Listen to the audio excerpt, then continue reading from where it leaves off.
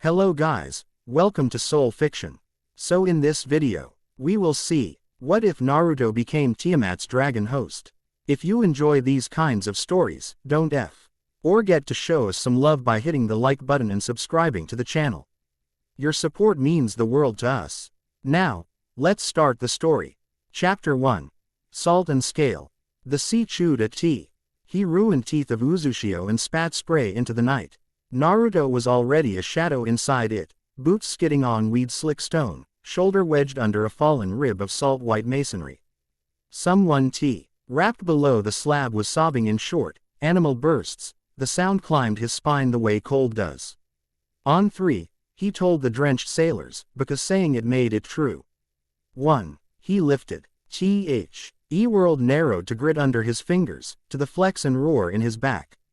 Water battered the corridor, greedy and hungry, coming again in heavier punches. He planted his feet, dragged in air, felt a tremor through the slab that didn't belong to his muscles. For a heartbeat, a sound like surf lived in his bones. Not outside, inside. 2, he said, and pushed harder, because the tide had a tempo and he chose to keep it. The slab scraped up. Hands, too many, reached in, pulled a pale-faced girl with broken hair free. Naruto twisted, used the falling force to spin them all down the corridor before the ceiling remembered gravity. Stone slammed the floor where his feet had been. Water hit them, a knuckle of a wave, rolling them against the slick wall. Salt burned the split skin across his knuckles. He took the roll and came up already moving, already counting heads. That's 6, he said. We were told 10. 8. Someone wheezed. 2 broke off. Down the corridor flashed and went dark, a pale, sickle-shaped light scything a cloud of silt from the water. Naruto's fist closed. He didn't like shit he couldn't see. Don't be dead, he told the corridor like it was a person he could bully. Be stubborn. The ocean shoved back. He shoved harder. Above, muffled through stone and water, Enko's voice cut through like a thrown knife. Uzumaki. I've got white masks and a lot of bad manners. Move your blonde ass or I'm training a snake to drag you up by your heels. I'm busy, Naruto called, and the voice of the ruins made it sound like he'd said it in 5 directions at once. He crouched beside the girl, pressed 2 fingers to her throat, met her eyes. Can you run? She wanted to. That counted. He hauled her up. Good answer. The corridor tilted, slow and awful. He planted a hand against the wall. There, under his palm, a beat. Not his. Not human. The pressure changed, subtle as a sigh.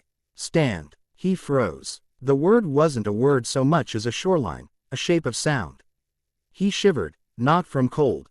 Yeah, he muttered. I'm working on it. A fresh wave muscled into the corridor and took his breath with it. It didn't feel like drowning. It felt like the ocean had decided to live in his mouth.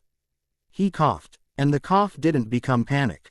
The water thinned around his face for a breath the way cloth thins when pulled across a knuckle. He saw the girl watching him, terrified in a way that had no room left for questions. Follow my feet, he said. Hold hands. Don't let go. He took the lead, the corridor a throat he dared, low and close. He moved toward the old here. T of Uzushio because the map in his head had been wrong since he arrived and the wrongness curved toward there. The floor fell away under his next step and the sea simply took him, slammed him into a shaft and spun him so fast the world shed its edges. He had a moment to think this is where I die, and then the pressure around him changed. The water listened. It slid off his face like reluctant silk. He drew a breath. It tasted of cold iron and summer rain and something older that made the hairs at the back of his neck rise. The shaft's walls were carved in spiral script worn by centuries, light glowed faint in the seams. Not light so much as memory. Naruto remembered Iruka's laugh and Anko's swear words and the way Hinata's voice went steady when things were bad. Somewhere above, Anko was holding a line alone. He kicked downward. The sea made room for him. The shaft opened into a chamber that looked like the inside of a whale's skull had married a cathedral. Pillars of salt glass arched up and braided with whale bone. The floor was polished basalt, lipped with barnacles and old seals. In the middle of it, grown from the floor rather than built, a spike of glass and coral rose. No, not coral, not shell. Something like both and neither. It was slick and warm in the airless chamber, sweating light instead of water. The sailors collapsed in a pile on the floor, coughing but alive. Naruto walked toward the spike. Every step felt like approaching a heartbeat. He reached out without thinking and then stopped himself, 1 inch of stubborn restraint he'd learned the hard way. Touch it, Anko would have said gleefully. If she were here, what's the worst that happens? You grow a fin. He grinned despite himself and swore he could hear her voice echo because this place liked to pretend. He did not touch it. He looked. Gregarious spirals of script wound its surface, Uzumaki's script, older than the one in his memory, meaner. The light pulsed. The chamber shuddered. The thin howl of wind where no wind could be scraped at his ears. The shaft behind him flexed. Someone else was coming. He pivoted away from the spike and put himself between it and the sailors. His chakra spun up, bright and quick. Water slithered out of the recessed seams around the floor, called by his breath. It felt like shrugging on a coat he hadn't known fit. Stand, the shore sound said again, deeper. Getting bossy in here, he muttered. He didn't look for who'd spoken. You didn't look away from the door when you were being hunted. White masks flowed into the chamber like a spill of powdered bone, 5, then 3 more. Moving with the confidence of men who brought the right tool for the job. They wore gray lamellar with anchor points he didn't recognize. Their movements were shinobi, not Konoha, not mist. Not exactly anything he could place. One of them looked at the spike and the mask tilted like a prayer. Target located, the one with the storm eye painted on his brow said.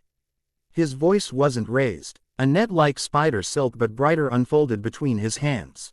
It didn't look heavy. It looked inevitable. Neutralize the hostiles. Secure the artifact for the Orden.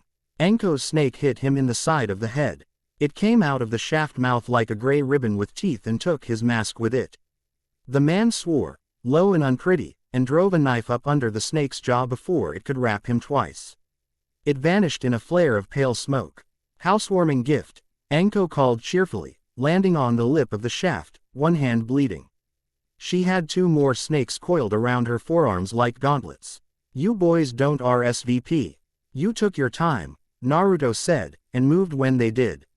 He met the first man with a fist, the second with a pivot and a knee, felt the third's blade nick his jacket and turned the twist into a throw that sent the man sprawling into the ring of barnacles.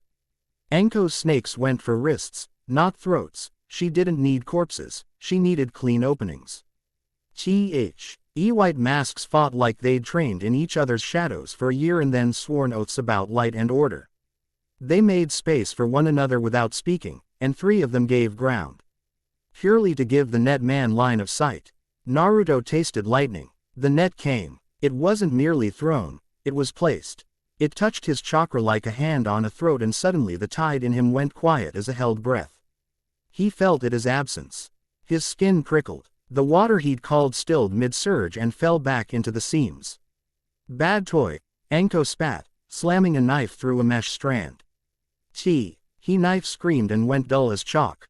Really bad toy. The net settled, silver and white. Naruto had a flash of instinct. If this caught him, they would take him away and he would not come back. The sound in his bones rose. A pressure line. Not anger. Not exactly. Wait. The sense of waves shouldering up to a wall. No one gets taken. He didn't shout it. He said it like a promise said into someone's ear. The chamber heard him anyway. The net brushed his shoulder. It should have wrapped. It tore instead, like wet paper, and the tear spread like ice lace, beautiful and precise. The net man ooped at his hands in a way that wasn't fear, not yet. Naruto put his fist in that face and didn't stop until the man stopped picking himself up. Uzumaki. Anko snapped, behind. Naruto pivoted, caught a low blade on his forearm. White fire crawled the cut, hotter than heat, wrong. He forced a breath calm enough to think around it, slammed the heel of his hand into the attacker's temple, and the man went boneless. He looked down at his forearm. Lines of light crawled from the cut like glowing cracks in fired clay. It didn't hurt the way wounds hurt, it hurt like a muscle you had told to do a thing it wasn't made to do and it had done it anyway. The sea's voice moved close, amused and very old. Little spark, it said, like a smile made into sound. You pay in salt for what you take. Yeah, well, he said through his teeth. Put it on my tab. What? Anko asked. Nothing. He shoved the next man backward into the base of the spike. The man looked up and in that looking forgot to move. The spike's pulse thickened. The sailor girl made a noise of fear that had the shape of prayer. A low, breathy chuckle rode the shaft, Anko's voice but not Hinata's, soft and steady. 2 on your left. 1 fainting. Hyuga, Anko crowed. I would kiss you, but you'd faint. Hinata arrived like a ghost. She'd been here a while, if Naruto had to guess, quiet in the way that made the battlefield reorganize around her. She didn't waste words. Her Byakugan burned pale and the veins at her temples stood out like ink. She moved to the chamber's left edge and rested 2 fingers on the salt glass pillar as if taking a pulse. Don't stand there, she told Naruto, precisely enough to be rude and too calm to be anything but useful. Under the arch, the floor is thinner. 3 breaths from now. He didn't argue. He took 3 steps right. The floor where he'd been standing cracked open on breath 3 and a white mask fell through with a curse. Naruto leaned without looking and caught him by the in. Clee before he could vanish into whatever anythingness waited below. What did I tell you? He said lightly, about not getting taken. The man flailed. Naruto whipped him against the pillar and let him slide down it. Anko, cackling, flung a handful of kunai like she was feeding birds and pinned 2 more to the floor by their sleeves. Hinata's gaze drifted, intense, mapping currents Naruto couldn't see. Lines of pull and drag in the chamber's bones. Her breathing hitched and steadied. There's a path out, she said. Up, then west, through the broken chambers with the barnacles. The tunnels are going to flood. We have to be ahead of them. Naruto. His name in her mouth made something in his chest unclench. He looked at her and without asking any more questions, he nodded. Anko, watch the roof. Sailors, on me. Hyuga, call it. You're bleeding, Hinata said, as if the conversation had been waiting for a door to open. She touched his forearm and his skin sang near the glowing cracks. Her hands were steady. Does it feel wrong? It feels hungry, he said, honest, because she had asked him a question and he liked that she had. We move. The net man stirred, careful now, like someone thinking he wasn't being watched. Naruto didn't indulge him. He put a boot down on the man's wrist. The man sought his eyes, and in his gaze lived a thing Naruto recognized instantly, certainty hard as a blade. You cannot be allowed to make a god, he said softly, like a teacher breaking bad news. It never ends with men. Only with empires of bone. Naruto's smile had no humor in it. Cool speech. Don't get up. He let them limp, not dead. Dead men started wars the living could not end. He didn't like that thought, but it was the one he had. Hinata walked ahead into the shaft's throat, already choosing where to place her feet, fingers ghosting over stone, breath counting. Anko jogged backward for 3 steps, blade loose at her side, eyes busy. You always pick the charming ones, she told Naruto with a bright, wicked little grin. Jealous, he said. Inordinately, she said, but you don't deserve me. They hit the shaft. The water pushed like a hand on their backs. Naruto stepped in and felt it give. Not like a current, like a throat that decided what to swallow. Stand. He shouldered the word like armor and set a pace that made the sailors curse in grateful terror. Hinata moved with the kind of grace that came from practice rather than fate, more dancer than ghost, angles measured while breathing. She tapped the wall at precise intervals. Here, she said once, and here. The thin places. Trust me, Naruto told the sailors, and made sure his voice was the kind of voice you could step into. We're good. We're drowning, one of them said, conversational in the eye of men who'd already made their peace with bad outcomes and thus had room for jokes. Respectfully, sir. Not today, Naruto said, and meant it. He didn't explain why. He planted a hand on the wall. In the water around his head thinned again, quick and eager now, and that scared him, how easy it was becoming to ask. He forced himself not to ask for more. Take what you need. Pay what you must. He shaft broke into a tunnel where the walls had been carved smooth by centuries of water. Symbols bracketed the ceiling like teeth. The sea read itself here in spiral script and knots. The floor kicked upward at a ridiculous angle into a corridor whose roof had fallen into dagger points. Hinata didn't slow. She slid under and came up counting. Anko's snake slipped over the spikes like rope and stead weight loads the way only a creature with no concept of property could. Naruto's foot hit a slick patch that wasn't moss, wasn't algae. His heel slid. He went to one knee, hard enough to spark pain, and his hand landed on another hand. A mask looked up at him from a tangle of netting and stone dust. Not dead. Not yet. The eyes behind the mask were old. Not in years. In having seen too many ways a thing ends. We'll come again, the man said, very soft, very matter of fact. Then you'll get the same welcome, Naruto said, and didn't move the hand until Hinata's fingers touched his sleeve, precisely ordinary. And he remembered to stand. The corridor vomited them into a chamber whose ceiling had been peeled open by something that couldn't have been weather. A triangular tear framed a NK of sky where clouds went skidding like little ships. Rain needled down and evaporated before it hit the floor. The sailors laughed, the way people laugh when a thing that could have killed them decides not to. And one of them kissed the basalt. When they looked up, Hinata was already tracing a line through a cluster of fallen pillars. West, she said. If we cut north, the path drowns. We take the spine. Tamari would hate this. Good thing she's not here to call me stupid, Naruto said, and Anko pointed with one of her snakes, cheerful as a tour guide. She does that anyway, Anko said. From a distance. It's a gift. They made the spine, a fallen arch that had snapped in the middle and left a knife of stone walking up into daylight. Naruto went first. The saltburn in his arm sang when he closed his hand around the wet stone. He breathed through it and kept the pace even. They hit open air in a wash of wind that smelled of iron and thunder and the clean cold of water that had never known a hand. Uzushio lay broken and beautiful, its ring of islands shattered, the old whirlpool a bruise on the sea where waves argued with themselves. Salt glass pillars thrusted from the water like spears. On the far rim of the ruin, on a tongue of shattered causeway, a line of white masked men moved with military precision, something long and tube-like shouldered between them. That looks friendly, Anko said. Let's not be there. Quote, we're not, Naruto said. We're leaving. Leaving what? One of the sailors asked. Our ghosts. The thing they wanted, Naruto said, because he was done being polite with fate. We're not taking it away from here until we know what it's for. We're not leaving it for them either. We do the third thing.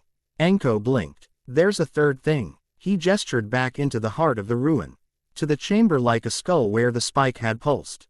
We take it home. Anko made a face. Define home. He didn't answer her. He looked at Hinata instead.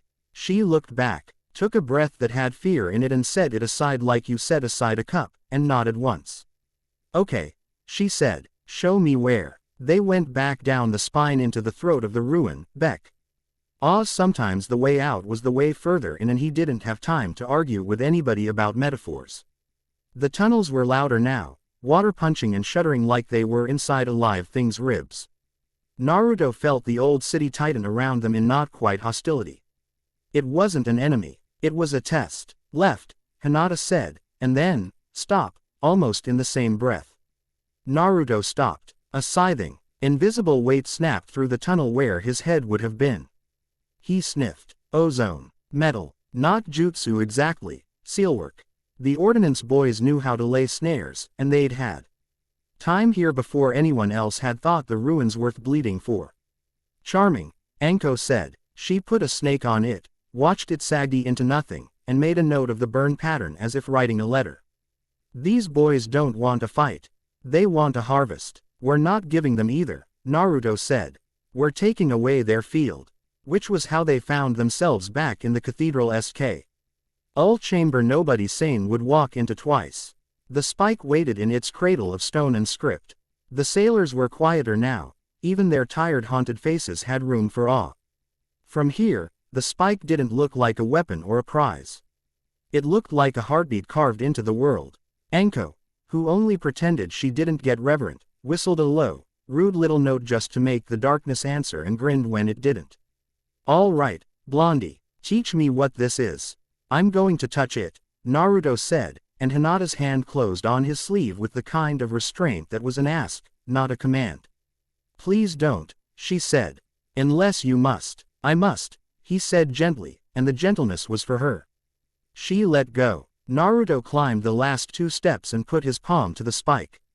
Warm, wet without water. The light drew up into his skin like breath, and for a second he felt, a street at evening in a city that wore the sea like a cloak. The sound of traders arguing about eels. The slap of fish on a table. The way wind makes banners into hands. It hurt, how much he wanted to belong to something that old. The sea laughed in his ear. Not cruel, pleased. Little spark, the shore sound said. You came far to find me. And you didn't even know you were looking. Didn't, he admitted, and then, because honesty had always been easier for him than caution, I like the way you talk. A slow, rolling amusement. Then the sound went hard, like tide under storm, purpose. Stand, it said. Say it. He didn't know what to say. His throat worked around salt and something like prayer. He thought of the sailors waiting. Of Anko's unflinching grin when things were bad. Of Hinata measuring a room not for the people she loved but for the ways it might try to hurt them. He thought of white masks and nets that felt like being told to be small. No one gets taken, he said. Not loud. Still, the chamber shook as if a shutter had banged open in a gale. The spike's light surged. Magic. Not chakra. Not exactly. Rushed up his arms like a river going the wrong way. His heels left the floor. He forgot what air was. He didn't stop being himself. He didn't become someone else. He became a perso, and who could breathe the kind of water that had a name.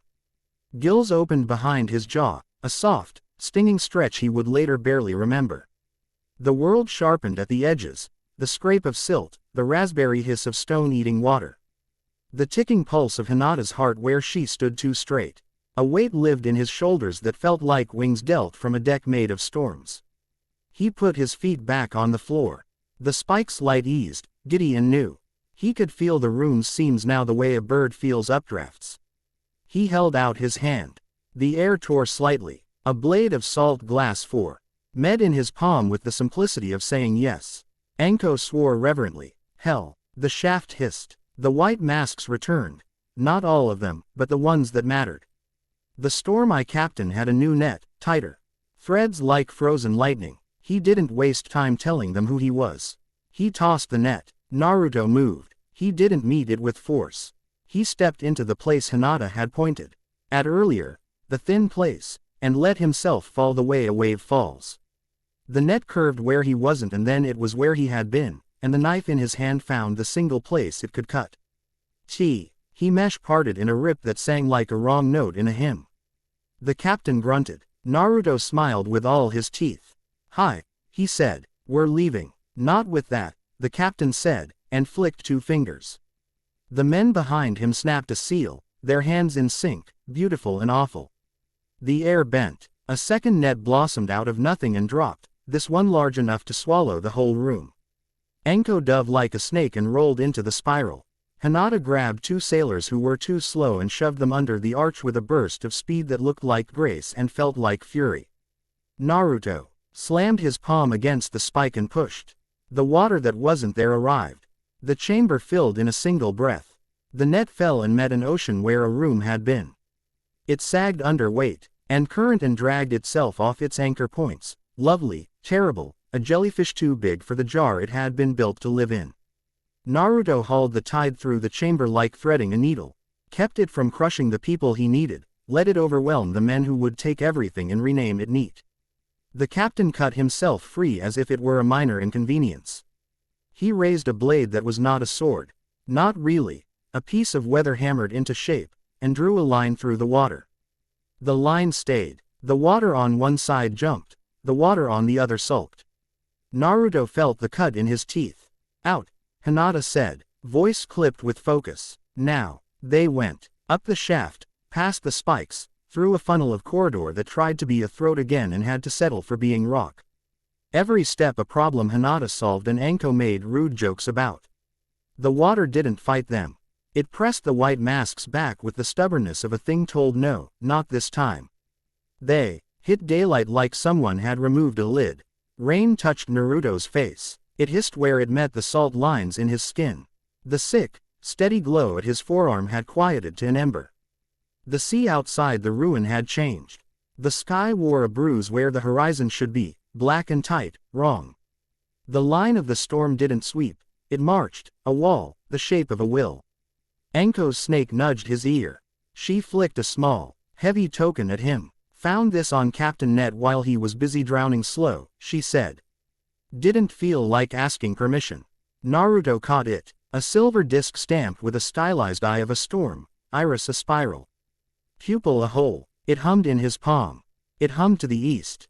Somebody wants us to come to them, Enko said, spitting blood and smiling. How romantic. Hinata was binding his forearm with the calm of someone who had decided panic was rude. Her fingers were clever and a little clumsy with wet. You should have told me it burned, she said, not angry, just exact. It needed doing, he said. Then I needed knowing, she said. He looked at her. The rain between them felt like a curtain. He nodded, small, an apology without the pretense of excuses. You'll know next time. Good, she said, and tied off the bandage with a neat, firm knot. The sailors clustered together like men who had decided living was something they might try again. The ruin watched them. The sea breathed in a slow, large way that made Naruto's knees want to bend just a little, the human version of respect. He turned the silver token over in his hand. The hum beat against his skin, east. The bruise of a storm on the horizon echoing it. Enko, he said, let's not have this fight on their ground. She showed even teeth. That, she said, is why I hang out with you. Hinata slid up beside him. Quiet as a thought. We can make the cliffs before the storm reaches the inner ring if we move now. Naruto looked out over the broken crown of Uzushio. In his mouth, the sea talked. Stead like metal and someone else's courage. Inside him, something ancient stretched lazily and curled back against his bones like a cat that had decided the lap was suitable. Little spark, the shore sound said. Fond in a way that made his chest ache. Do not drown in their nets. Drown them in your tide. He smiled without any mirth and slung the silver disc on a cord around his neck where he could feel it thrum against his sternum. Move, he said, and because his voice knew how to be the thing people stepped into, they did. They crossed the broken arches and slick stone with the speed of a decision that had decided to be a plan. The sea snatched at their ankles and sulked when they pulled away. The storm on the horizon came on, not like weather, like a marching band.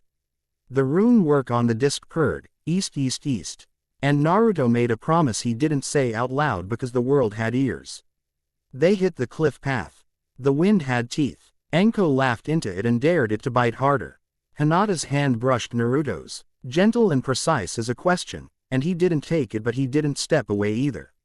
The sailors trailed behind like a comet's tail, ragged and alight. When they head the ridge that looked back on the entire ruin, Naruto stopped.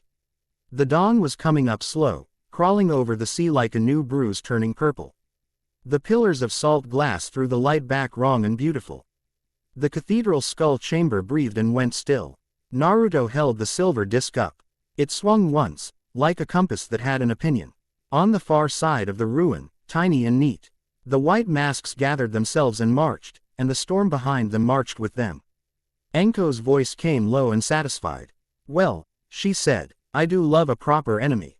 Hinata didn't say anything. She stood with her hand closing and unclosing like a pulse, watching Naruto's face in quick, careful glances as if she were learning it so she could read storms there later. He tucked the disc against his chest and turned away from the sight. We'll get them first, he said, and the confidence didn't feel like bravado. It felt like tide. He started down the cliff path, rain in his hair, salt in his blood, the sea in his lungs.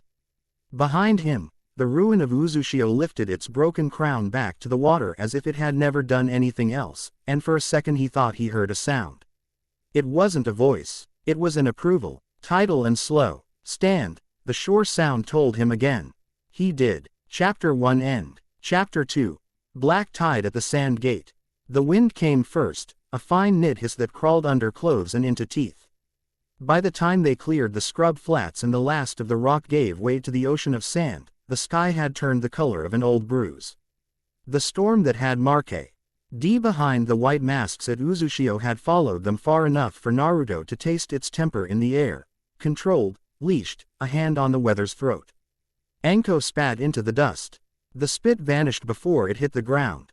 Wind country, she said, tucking hair under her headscarf with a quick, irritated hand. Where the air hates you for existing. Hinata adjusted her goggles without complaint. The sand's shifting left, she said. There's a sharper fall ahead than the map's ridge line suggests. The storm is pushing it. Naruto squinted into the tan churn. At the edges of his perceptio. And the world hummed. The faintest suggestion of a tide even here, where sea was a rumor told to thirsty men. His forearm itched where the saltburn lines had healed into pale, luminous scars, like chalk caught under skin. He chased the itch away by moving faster. By nightfall, Suna's walls were a smudge in the storm, and the storm was in the wall, and the word wall felt like an exaggeration.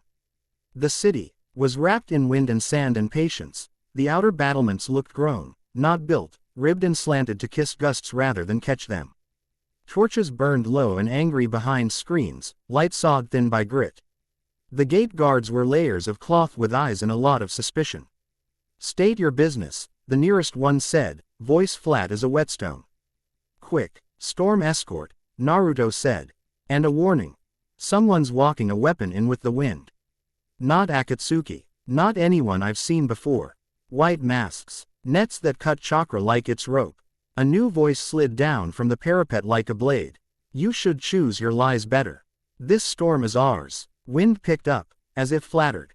Naruto looked up into the dark and found the smirking shadow before the eyes, a woman with a fan as tea. All as she was in hair the color of dry wheat. She stood like someone who had never had to explain herself twice. I didn't say it wasn't, Naruto said. I said someone else is hitching a ride. She leaned on the parapet and looked him over. You're the Konoha child who dives into holes for fun. I'm many things, Naruto said agreeably. That's one of them. You're the wind who likes to be right. Anko elbowed him. He means, Tamari of the sand, lethal, stylish, terrifying in a good way, she stage whispered. He's bad at honorifics. Temari's mouth did something small that a less patient storm would have missed. You smell like ocean, she said. And something old. Long story, Naruto said. The short version is, if your storm starts to do things you didn't ask it to, I'd love to be inside your wall when we fix it. A weight settled in the air, faint as a measured breath. The line of the storm above the city had an edge too clean to be honest. Tamari flicked her fingers. The gate cracked like a slit pupil. Bring me one lie, she said. I'll cut it in half. They crossed into Suna under the low-slung roofs and taut ropes of a city that had made friends with wind or lost everything. Sand coated the world in a tasteful patina. People moved like they'd been born to the rhythm. Short steps, covered faces, the lazy grace of those who had to be quick suddenly. Tamari met them at the base of the wall with two aides who looked like they'd kill snakes with their eyebrows. Up close, the copper in her eyes didn't match the cool in her voice. Talk, she said. Naruto did, not more than he had to. Uzushio's ruin with its living heartbeat, the white masks with the nets, the way the storm walked like a platoon, he gave her the shapes without the colors and let his voice stay calm. Hinata added the piece about sealwork in the tunnels, precise and soft. Anko pantomimed choking a net with a snake until one of Temari's aides coughed up a laugh against his will. Tamari listened like a ledger takes ink. We've had talk of saboteurs, she said at last, polite little ghost signs. We thought they were after a water cache. Her mouth tightened. A trigger hive in the alleys went hot this afternoon. We stamped it before it spread. Not a water cache, Naruto said. A jutsu cache. Something to push your biju over the line and then call it proof that gods aren't good neighbors. Temari's fan twitched. You have a biju in your back pocket, Leaf. I have a biju in my chest, Naruto said evenly, because lying to a woman who could taste wind felt uncivilized. He let her see he wasn't bragging. The sand hissed. Somewhere above them a line of banners snapped like drums. Temari's gaze flickered to Hinata's hands where they rested loose at her sides. To Anko's grin. Back to Naruto. You're either the kind of fool who dies well, she said, or the kind of leader who makes everyone else angry until they're grateful. I can use either. You'll want the Western Wall. Because? Naruto asked. Because I'm not polite like your Hokage, Tamari said, and the smile finally showed. I don't ask permission to be right. Move. They moved. Wind clawed at them on the ramps. Naruto cool. D feel the storm's spine now where it was threaded through the city's grooves. Guides and channels Tamari had taught the air long ago, thin as fishing line and just as strong. But there was a wrongness. Under it, a vibration that didn't belong in wind. A hum with edges. Hinata's breath shortened beside him. She was looking through stone and grit and air, Byakugan flexing to read currents, not veins. The world's tides that had nothing to do with seas. Do you see it? Naruto asked. She didn't answer right away. He let her not answer. When she finally spoke, her voice was smaller than he liked hearing it. There's a cut in the storm, she said. It's like someone split a river and told it not to complain. Anko cracked her knuckles. Rude. Temari's mouth quirked again, that half smile that looked like a knife deciding not to cut. We'll teach it to complain. They reached the top of the wall and the world tilted. The storm was a ceiling a few feet above their heads. Grid moved sideways like rain marching in formation. Out past the city edge, where dunes rolled like sleeping beasts, something taller than a wall came up out of the sand on hunched legs. It unfolded with the patient click of a shamefully expensive trap. A maggot-pale cylinder lifted its head and showed teeth made of seal script. One of Temari's aides swore, uncomplicated and heartfelt. They rolled a hive into my desert. Your storm, Naruto said. Your desert. He slid 2 fingers along the wall's lip and felt stone breathe. He didn't ask for water. There wasn't any to ask for. But wind had pressure too, and sand. D had a tide when you bullied it long enough. He took a breath and tasted iron in the air, the mountain bones ground so fine they were a kind of smoke. Tamari opened her fan. The air bowed like a stud. Who respected the teacher but also feared her. We'll skive the leading edge. She cast a look at Naruto. You, ocean boy, gather. When I cut, pour. Pour what? Naruto asked. Whatever you have that doesn't drown us, she said. And flared the fan. The storm obeyed. A clean corridor opened out of chaos, wind shearing into a long, brief absence. Naruto could see the hive clearly now, 6 legs like the ribs of some old saint. A belly full of spinning script. He didn't think about water. He thought about pressure. He thought about a hand. He pressed. Air caved. It wasn't pretty. It was a sack being punched from the outside. The storm corridor condensed into a wall of grit thick enough to carve, heavy enough to hurt. Temari's next sweep gave the wall an edge. It moved like a cut. It hit Hive and the hive remembered that physics was not a rumor. The impact shook the wall under Naruto's feet. The hive slid backward, legs screaming in a pitch that felt like static in teeth. Again, Tamari said. Again, Naruto agreed. They worked the storm like a loom. Tamari cutting windows, Naruto ramming them shut with dense slabs of air turned to sand turned to blades. Hinata called angles, her voice steady now that it had something to push against, marking seams where the hive's load bore wrong, where seal script warped under stress. Anko, bless her mean heart, stretched herself flat on the wall top and crawled out onto a rope bridge like a snake, a satchel of tags in her teeth. Don't be stupid, Tamari snapped without looking over. Watch me, Anko muttered, and dropped off the wall with all the grace of a falling swear. She hit a dune, vanished to the waist, wriggled up, and started to lay a scatter of tags that would make any obedient demolitionist cry. A shot. No sound, just a clean subtraction of noise, sliced the air between Naruto and Tamari. The world paused, professional. Naruto could feel the cut in his ribs, a polite knife sliding between them. He turned slowly toward the source even before Hinata said, there, because he didn't need her eyes to find it. A figure stood on a dune 100 paces out, snow white in the storm, cloak heavy, hood thrown back to show. A face that would not have looked out of place at a funeral. Calm, young, or carved carefully to look that way. In his hands, a blade that didn't reflect light so much as ask it questions. Naruto fell. The hum under his skin turned from pressure to warning. Tiamat stirred, cool and sardonic. There you are, she purred. The boy with the storm knife. He is not yours. Not planning to keep him, Naruto said under his breath. Tamari pretended not to hear him talk to air. She squinted into the cutting corridor and showed her teeth in a smile that had no mercy in it. Who brings a knife to a desert, she said conversationally. 2 kinds of men. Bad poets and executioners. The white figure took 2 steps forward so calmly that the storm forgot to bend him. He drew the blade along the air, gentle. The wind in front of the hive didn't collapse or swoop, it unraveled, neat as thread tugged loose from a seam. The corridor Tamari had carved yawned wider and then snapped shut with a sound like a book slapped closed. The hive steadied, its legs dug in. Hinata's fingers tightened on the wall. "Don't look at him," Naruto said softly. "Look at his edges. Tell me where the wind doesn't want to be." Hinata breathed, fought the urge to stare. Her gaze slid to the place where the desert seemed to go smooth like polished bone. "There," she said, pointing. "And there, left shoulder. The blade is making lanes." Tamari adjusted her fan, eyes narrowed. "Then we cut where he wants to be and make him come to us." "That's a date," Anko said from the sand. She had made a mess. Naruto couldn't see the pattern of her tags. And that meant it looked like chaos. He trusted it to be anything but. "On my mark," hot and messy. The hive's crown opened like a flower. A column unfurled. A glass tube filled with something the color of old honey. It pulsed. The bee song in Naruto's teeth changed pitch. "They're going to set the village on edge," Tamari said, and her calm cracked for the first time. "They're going to rattle the cork in our bottle." "Naruto," Hinata said, very steady, very small. "That hum is tuned to a tale."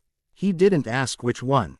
The city had one. Everyone knew it, the way everyone knows where a fault line sits under a beautiful town.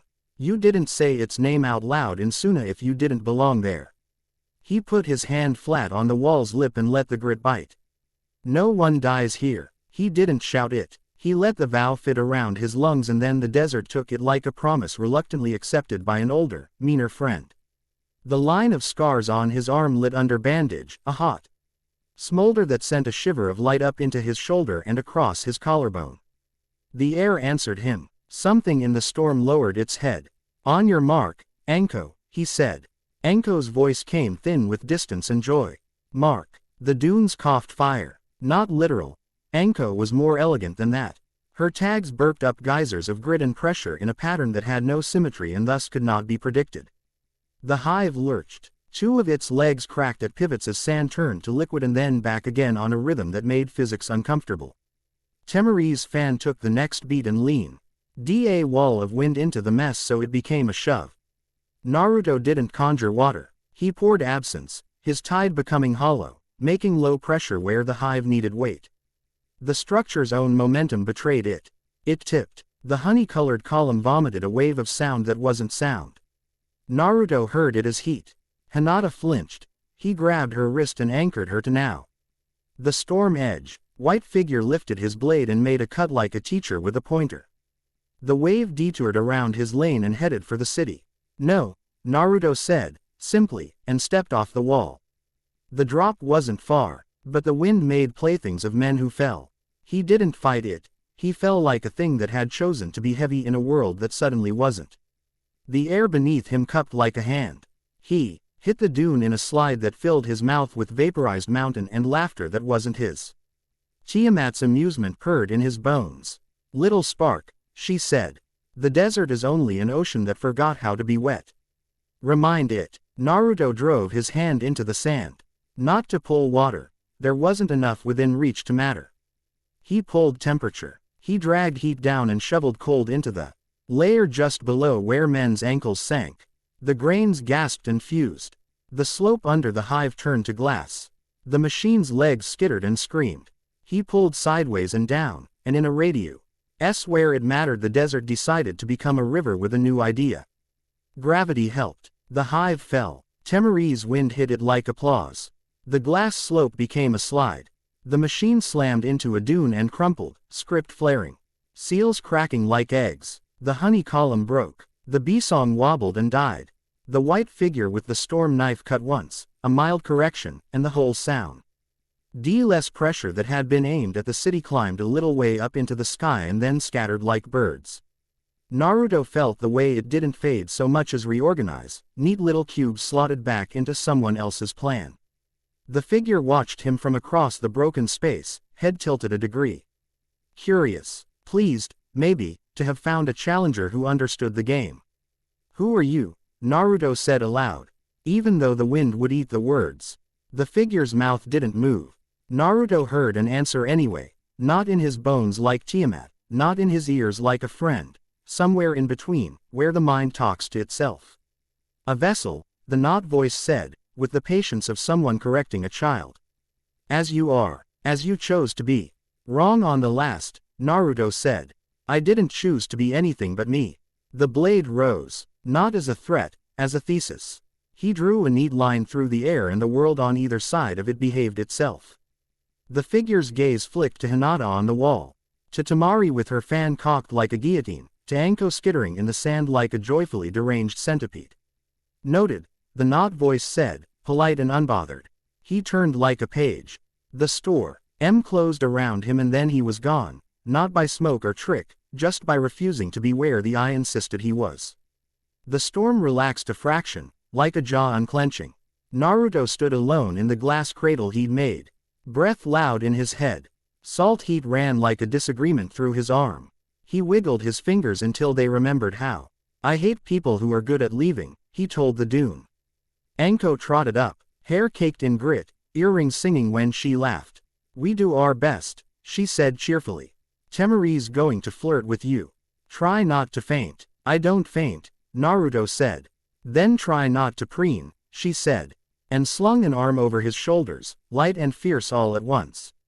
We just saved a village from bad instrument design. I want tea. They had tea. That is, someone. Pressed hot sweet liquid into their hands in a room that had fewer edges than the outside world, and for a few minutes nobody was performing competence, they were just tired in chairs. Temari watched them over the rim of her cup with a soldier's version of gratitude. It looked like her fan leaned against the wall within easy reach rather than in her hands. You were right, she said to Naruto finally, as if it cost nothing to admit. Someone is tuning my sky. Naruto met her gaze. The masked men call themselves the Heavenly Ordinance, he said. They don't want gods, or anything that looks like one. They'll make proof of any excuse. Temari's fingers drummed on the table. I don't like gods on my walls, she said. I like storms that answer me and people who say, on your left, at the right time. But I don't like men with neat little plans more. She leaned back, the decision-making itself in her spine. I'll be your wind for a while. Hinata's eyebrows rose a hair. Anko smiled like so. Me-one had just told a dirty joke that only 3 people in the room would ever get. You don't need to. Naruto began. Temari's eyes snapped. Don't insult me with polite declines. You need me. I need to be where the next knife falls. You also need a diplomat who can speak to daimyo in the language of numbers and disaster. You're bad at pretending to be tame. Anko lifted her cup. To accurate insults. Hinata's hand touched Naruto's arm under the table, a brief pressure, reassurance or warning or both. He didn't pull away. Temari set her cup down with a neat, soft click. We'll give my brothers a speech they'll ignore. And then I'll write the orders anyway. It's a pleasure to do the right thing with people who can keep up. Likewise, Naruto said. Wind rattled the shutters. It wasn't the same storm. And that was the problem. The hum under it had learned a new note and was singing it on repeat. Hinata turned her head and listened. The knife boy left us a present. Understatement, Temari said. We found 3 more hives. Empty. A 4th marched into a sinkhole I did not ask for. She looked at Naruto frankly. You made that sinkhole, Leaf. I encouraged the ground to be honest for a while, he said. Her mouth twitched. Keep doing that. The gate bell clanged. Once, twice, and then a steady toll that made everyone, stand. Temari moved. The room hiccuped around her absence. Naruto was on the wall before he had space to be surprised by his own speed. The storm had peeled back above one stretch of battlement. The air there was clear like a corridor rubbed hard with a thumb. At the far end of it, on a low dune, a bundle lay like a dropped lunch. One of Temari's aides went to fetch it and came back careful. They opened it on a table with more knives on it than bowls. Inside, a scroll sealed with 5 crests Naruto had only seen together in history lessons, a white token with the storm eye in silver, and a single sheet written in an excellent hand. Temari of the Sand, the sheet said without salutations. One desert, many storms. Leash yours. If you do not, we will. Temari's teeth showed. It was not a smile. They think they can write in my house. Anko tapped the token, thoughtful. This hum, she said. It's tuned to a knife boy's frequency. He wants you to come. He wants us to follow. Hinata read the underside of the scroll with her Byakugan and murmured. There are trap marks in the ribbon. Faint. Not active now, but it's a courier's leash. They did not get him here, Tamari said. They sent him to tell me he could come. Naruto lifted the store. MI token the way he'd lifted the one at Uzushio. It answered the one he already wore with a low echo, as if two seas had met in some cave deep under the world and touched foreheads. East, the first one had said. This one said nothing about direction. It said velocity. It said soon. Tiamat stretched like a cat after a long nap and then settled warm along his ribs. Little spark, she murmured. When men write laws for the sky, they forget the ocean was here first. Let them come to the shore and remember. Naruto closed his hand over the token. He could feel where the next knife would fall. Not here, not yet. The ordinance would not try the same lesson twice in the same classroom. Tamari, he said, we won't sleep long. You're sweet, Tamari said, dry as a pilaf with no sauce. You think we sleep. They didn't, not really. Rest was a series of conversations with eyes that stung and muscles that wanted to sulk. Naruto checked the salt lines on his skin under lamplight. Hinata's hands were careful with the bandages. Her silence full of small, important questions. Does it still hurt? She asked. Yes, he said, less when I pretend it doesn't. Hinata smoothed tape over the glow. Then stop pretending. You need the data, he snorted. You and Karen are going to be friends, he said without thinking, and then blinked at his own certainty. Karen wasn't here. He didn't know Karen. He knew the shape of the person they needed, and Hinata's insult about him needing data tasted like the right kind of irritation. Hinata's mouth lifted, shy and satisfied. Do we? She asked, and didn't press when he didn't answer. In the morning the storm had moved back to where storms belong, sulking at the horizon and thinking about old grievances. Suna shook the sand out of its shoulders the way a dog shakes off river. Repairs started happening under other names. Cooking, sweeping, laughing at death. Tamari signed things with the speed of a woman who had no romantic attachment to meetings and Dee then shoved her fan into a wrapped sleeve on her back. My brothers will enjoy being told, she said to Naruto with deadpan cheer.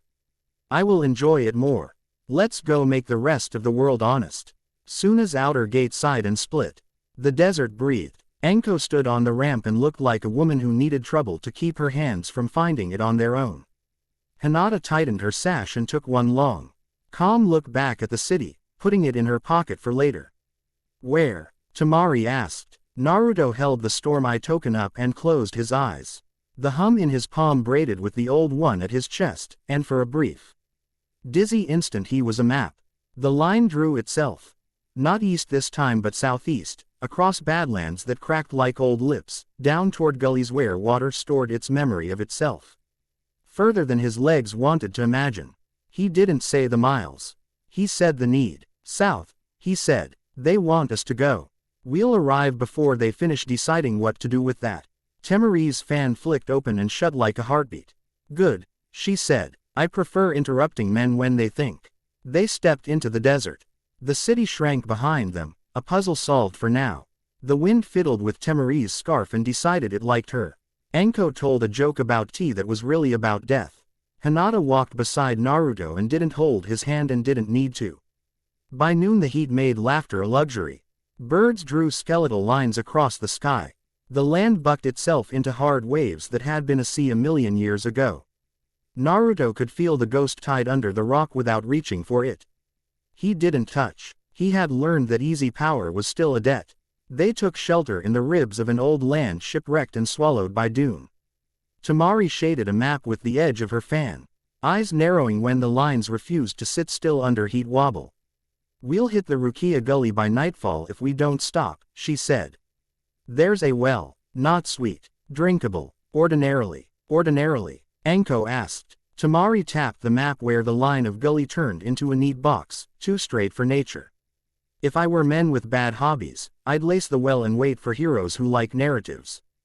Good news, Naruto said. We like water more than narratives.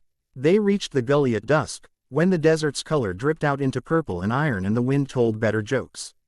The well stood in its little circle of stones like a promise kept. The rope was new. The bucket was very new. Anko looked at it the way a snake looks at a flute. Hinata knelt, not at the well but 3 paces from it. Hands open on the ground.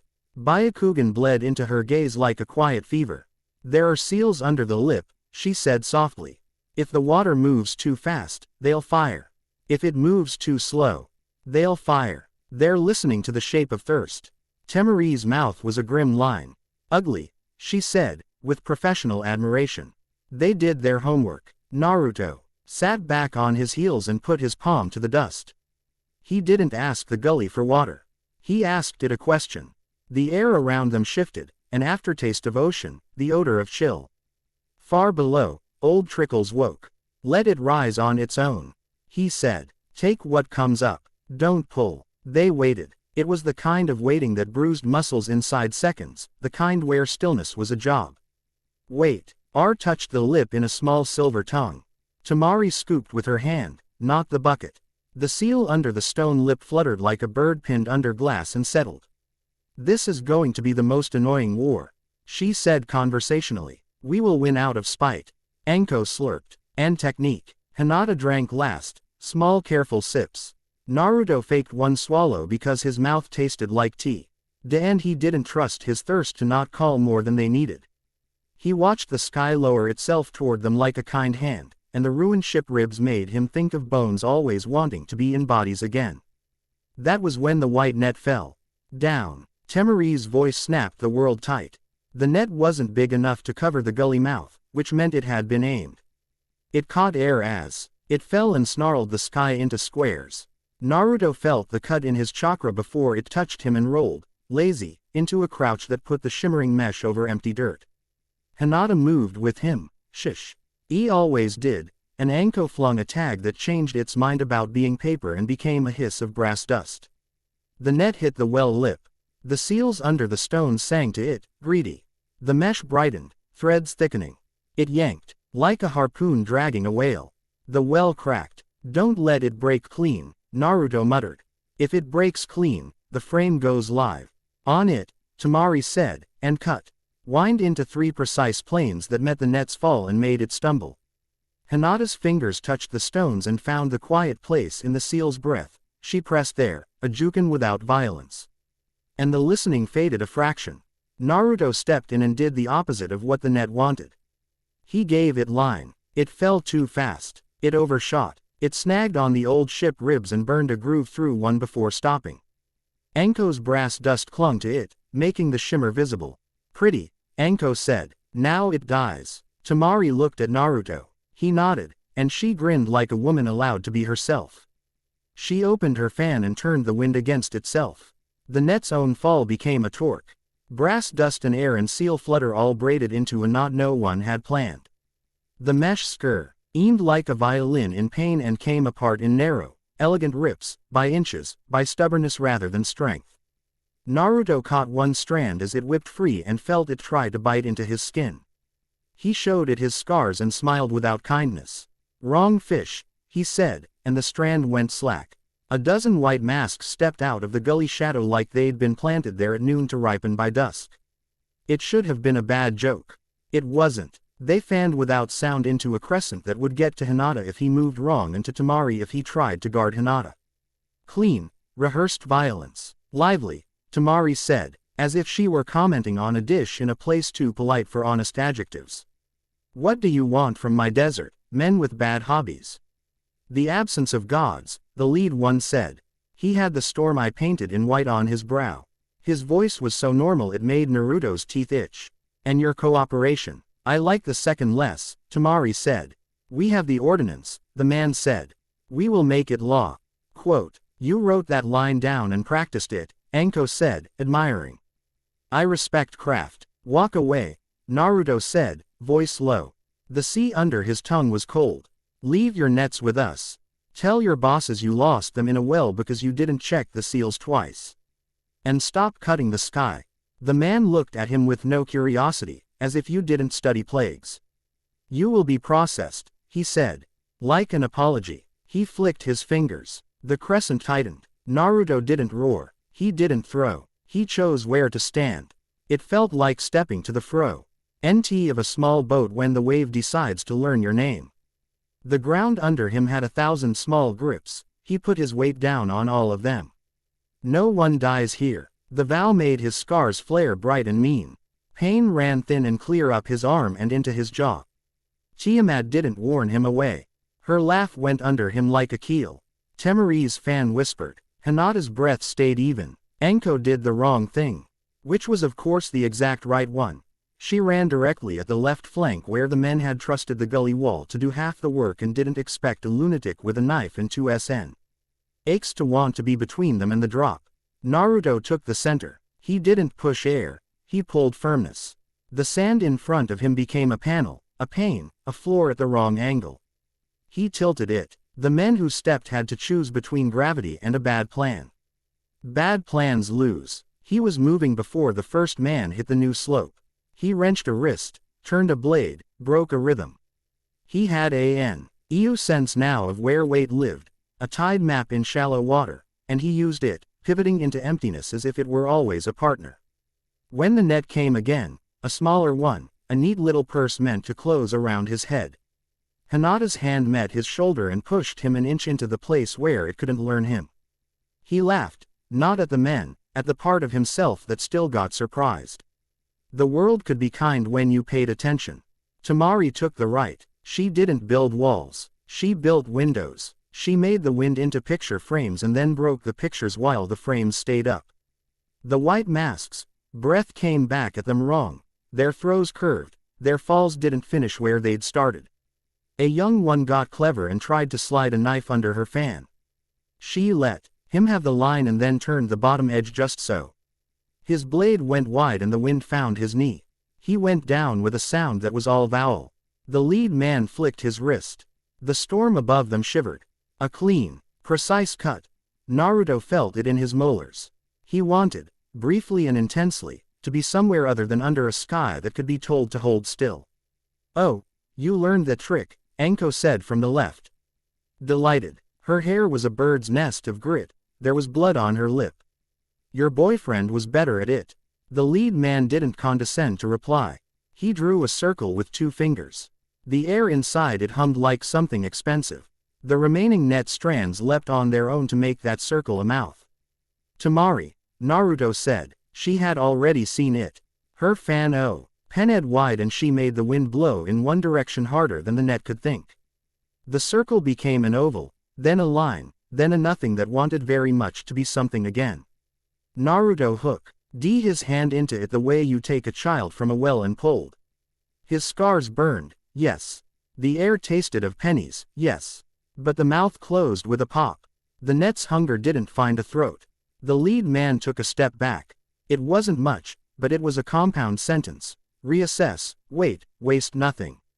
He looked at Naruto finally with attention, and attention from men like that was its own weapon. "You're the vessel," he said. "The sea's rat." Tiamat made a contented sound that made Naruto's ears ring just a little. He smiled without humor. "You're the leash," he said. "A leash thinks it's the owner because it gets to pull." Temari snorted. Hinata's mouth barely moved into a smile that was all eyes. The man's gaze went to Hinata, lingered as one lingers on a problem whose solution is known but expensive. He didn't order a flanking. He didn't order a retreat. He did something worse. He lifted his hand in a small, almost lazy signal. The sky cut again. For a heartbeat, the desert had 2 skies, one laid over the other wrong. The top one leaked. A sharp, invisible rain fell, made of edges, of interruptions. The men in white masks ducked neatly, practiced. Naruto couldn't. He wasn't supposed to be able to. He wasn't supposed to read an instruction written for air. He didn't read it. He ignored it and wrote his own. He upended the tide in his chest and turned it from flood to undertow. The falling cuts hit the place where he wasn't. The ground's ghost water ran sideways, quick, obedient. He let it carry him and the people he refused to let die. Hinata's hand found Enko's collar. With a precision that would have been funny if it hadn't been necessary, and yanked her half a step out of a cut that would have made a new punctuation mark on her throat. Temari's fan blurred and the rain turned to dust. And then to nothing at all, because wind had veto power when it remembered it was the bigger old god. The lead man watched the trick right itself and then made the first poor decision of his day. He lunged. A neat efficient line that led past Naruto toward Hinata. Naruto didn't think. He became assured. He met the man's wrist and put his weight into the meeting so the man's arm moved a direction it had never met before. Something popped. The neat, terrible blade went wide and rang on stone. Naruto put his knee into the man's thigh hard enough to put flowers in his vision. He whispered, "Not for the man. For himself. No one gets taken." It wasn't rage and it wasn't kindness. It was a line in the sand with a man's body as the quill. The man didn't fall, which was interesting. He stepped back again, tidy as a bead sliding on a string. "That will be all," he said calmly to the desert. "We have an appointment." A whistle cut the air. Not a signal, an extraction. From the far rim of the gully, shadows moved with the brisk self-respect of reinforcements who'd rather be on time than dramatic. A curtain of grit leapt at the sky at once, thick as thrown cloth. When it fell, the white masks had made themselves into the kind of absence only training makes. The gully kept the rest of its secrets. Temari shut her fan with a click. The net on the ribs drooped like a tea jellyfish and then guttered out with a faint, ugly smell, the smell paper gets when you've made it compromise. Anko kicked the nearest white mosque's footprint, just because. Hinata let out a breath. ND let the shape of her shoulders settle. Naruto looked at the well. The water looked back, unoffended at being used as a lever in arguments written far away. He dipped his hand and drank on purpose, first sip he'd let himself take. It tasted like metal and old plans. Temari leaned her hip against a rib and regarded him as if they were in a meeting room and someone had offered her a promotion she didn't want in writing. "You fight like you think in verbs," she said. It wasn't a compliment so much as a field note. "I don't like men who set snares for thirst," Naruto said. "Good," Temari said. "We're going to get along." She straightened, serious, replacing Rai. "This is not the last letter from your friends with the tidy nets. We will not wait for them to pick places. We'll take them somewhere they have not done their homework." "Labyrinths," Anko said immediately, wolfish. "Give me a maze and a stick of chalk." Hinata looked at Naruto. "Uzushio," she said. "The heart. The maze we barely survived. We left questions there. And answers," he said. He could feel the hum under the tokens in his pocket now, one east, one soon. When he tilted his head just so, the sounds braided and made a third note, home. Or the promise of it, if you build it quick and well enough to matter. "Temari," he said, "come see an ocean that learned to outstubborn a city." She smiled like a woman about to be proven right by being shown wrong in the best possible way. "Bring your snake," she told Anko. "And your quiet eyes," to Hinata. To Naruto. "And bring whatever you are, vessel. Try not to make me like it. I'm very likable," Naruto said. The desert rolled its eyes. Hinata's mouth did that quiet, private smile again that made him want to stand up straighter, not taller. Anko slung an arm around Temari's shoulders like they'd been friends for years and would fight about it later. They slept in shifts with the gully whispering stories about rivers and the ribs creaking like a ship that had decided it was a fence now. In the dark hour when the wind stops being a posture and becomes just air moving because it must, Naruto woke to the hum of the tokens and the sense of a storm practicing somewhere out of sight. Tiamat was a cool weight along his spine and the inside of his jaw tasted like sea. "Little spark," she said, fond and annoyed. "When land thinks it understands itself, draw it a map. Be kind, then win." "I'll try," he said into the night. He did not dream. Morning arrived like a decision. They moved before the heat had invented new insults, and by noon they could see, far off, faint lifted tooth of a coast where stone flipped its grammar and became cliff. The tokens hummed in accord like tuning forks agreeing about the song. Naruto reached up and touched the silver disc through fabric. He felt the pull not as drag but as invitation. His scars itched. They would go back to the place where a city had drowned and he had learned to stand. They would make a plan in a maze. And set a table for men who liked leashes. They would not explain themselves more than they had to. "South," Temari said, squinting. "Then east. Then down. Then home," Hinata said, so quietly he almost didn't catch it. Then bait, Anko said, gleeful. Then win, Naruto said, and if it sounded like a promise, that was because it was one. They crested a low ridge and the wind bullied them into laughing without meaning to. The desert behind them tried on the idea of being beautiful and found it fit. The road ahead promised arguments with people who enjoyed them too much. Naruto tucked his hand into the strap of his pack and let the tokens sing in his pocket. The storm at the rim of the world tidied its skirts and began to move. Chapter 2 End. Chapter 3. Shrine of Thorns. The sea was in a giving mood when they came back to Uzushio. It lifted them on a patience of swells and set them down on the broken ring of rock the way you set a cup back on its saucer. The ruins watched them come with their one good eye, a cataract blue pool that the sun couldn't quite look into without flinching. Anko stopped at the threshold of the first fallen arch, put 2 fingers in her mouth, and whistled at the city. We're home, darling. Try not to eat us with the bones showing. The wind is wrong for a storm, Tamari said from behind her scarf, eyes narrowed in the morning glare. Too polite. Like a court functionary, Hinata loosened the straps on her gloves and looked past them all with the Byakugan's pale blaze. It changed her face in the way seriousness changes a horizon. Something moved down there, she said.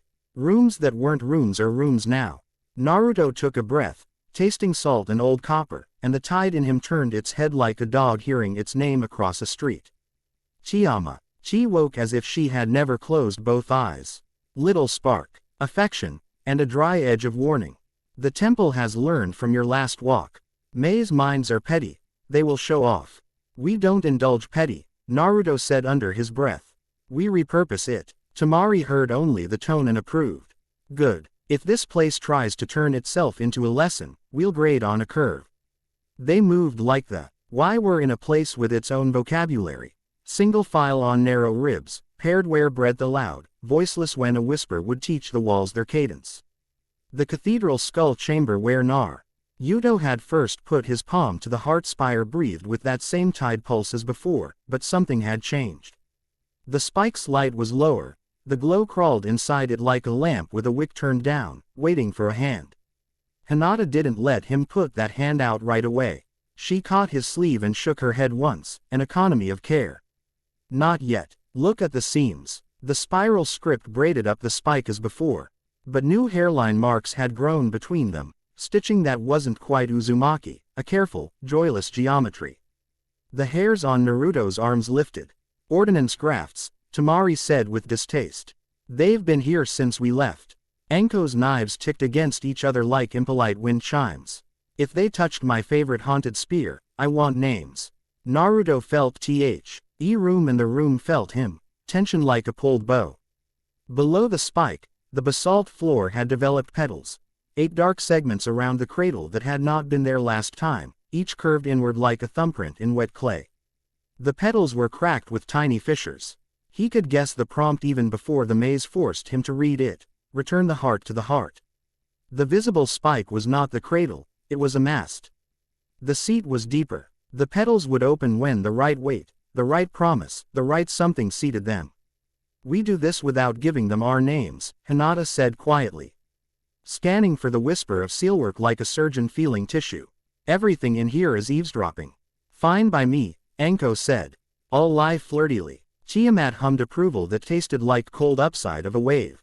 Speak like salt. Short words. Few vowels. Tamari crouched at the edge of one petal and scraped at a fissure with her nail. This isn't load-bearing, she said. It's oath-bearing. Oath-bearing, Naruto repeated, and the room became a listening throat. He could feel one of those petty Mei's minds turn eagerly, certain it had baited him into poetry. He refused to perform for it. He put his hand flat to the basalt and the memory of water woke under his palm. It ran around his fingers like a dog doing circles before choosing a lap. No one gets taken, he thought, not aloud, and watched the nearest fissure brighten as if pleased at hearing a familiar story. Here's the play, he said, straightening. We're not moving the spike. We're moving current. The cradle's deeper. Doors want a price. Take my fan if you need iron, Tamari offered, casual as a woman loaning a hairpin and meaning a crown. Try not to break it, I'll hit you with the stump. Naruto grinned at that, crooked and quick. I like that we're friends. We are colleagues, she corrected dryly, and then, as if she'd indulged herself too much already, I also like it. They took the west tunnel. Because Hinata said, west, like a verdict rather than a guess. The corridor pinched until even Anko had to fold her shoulders, and then it opened abruptly into a room that was all water, no water, mirrors, a dozen of them.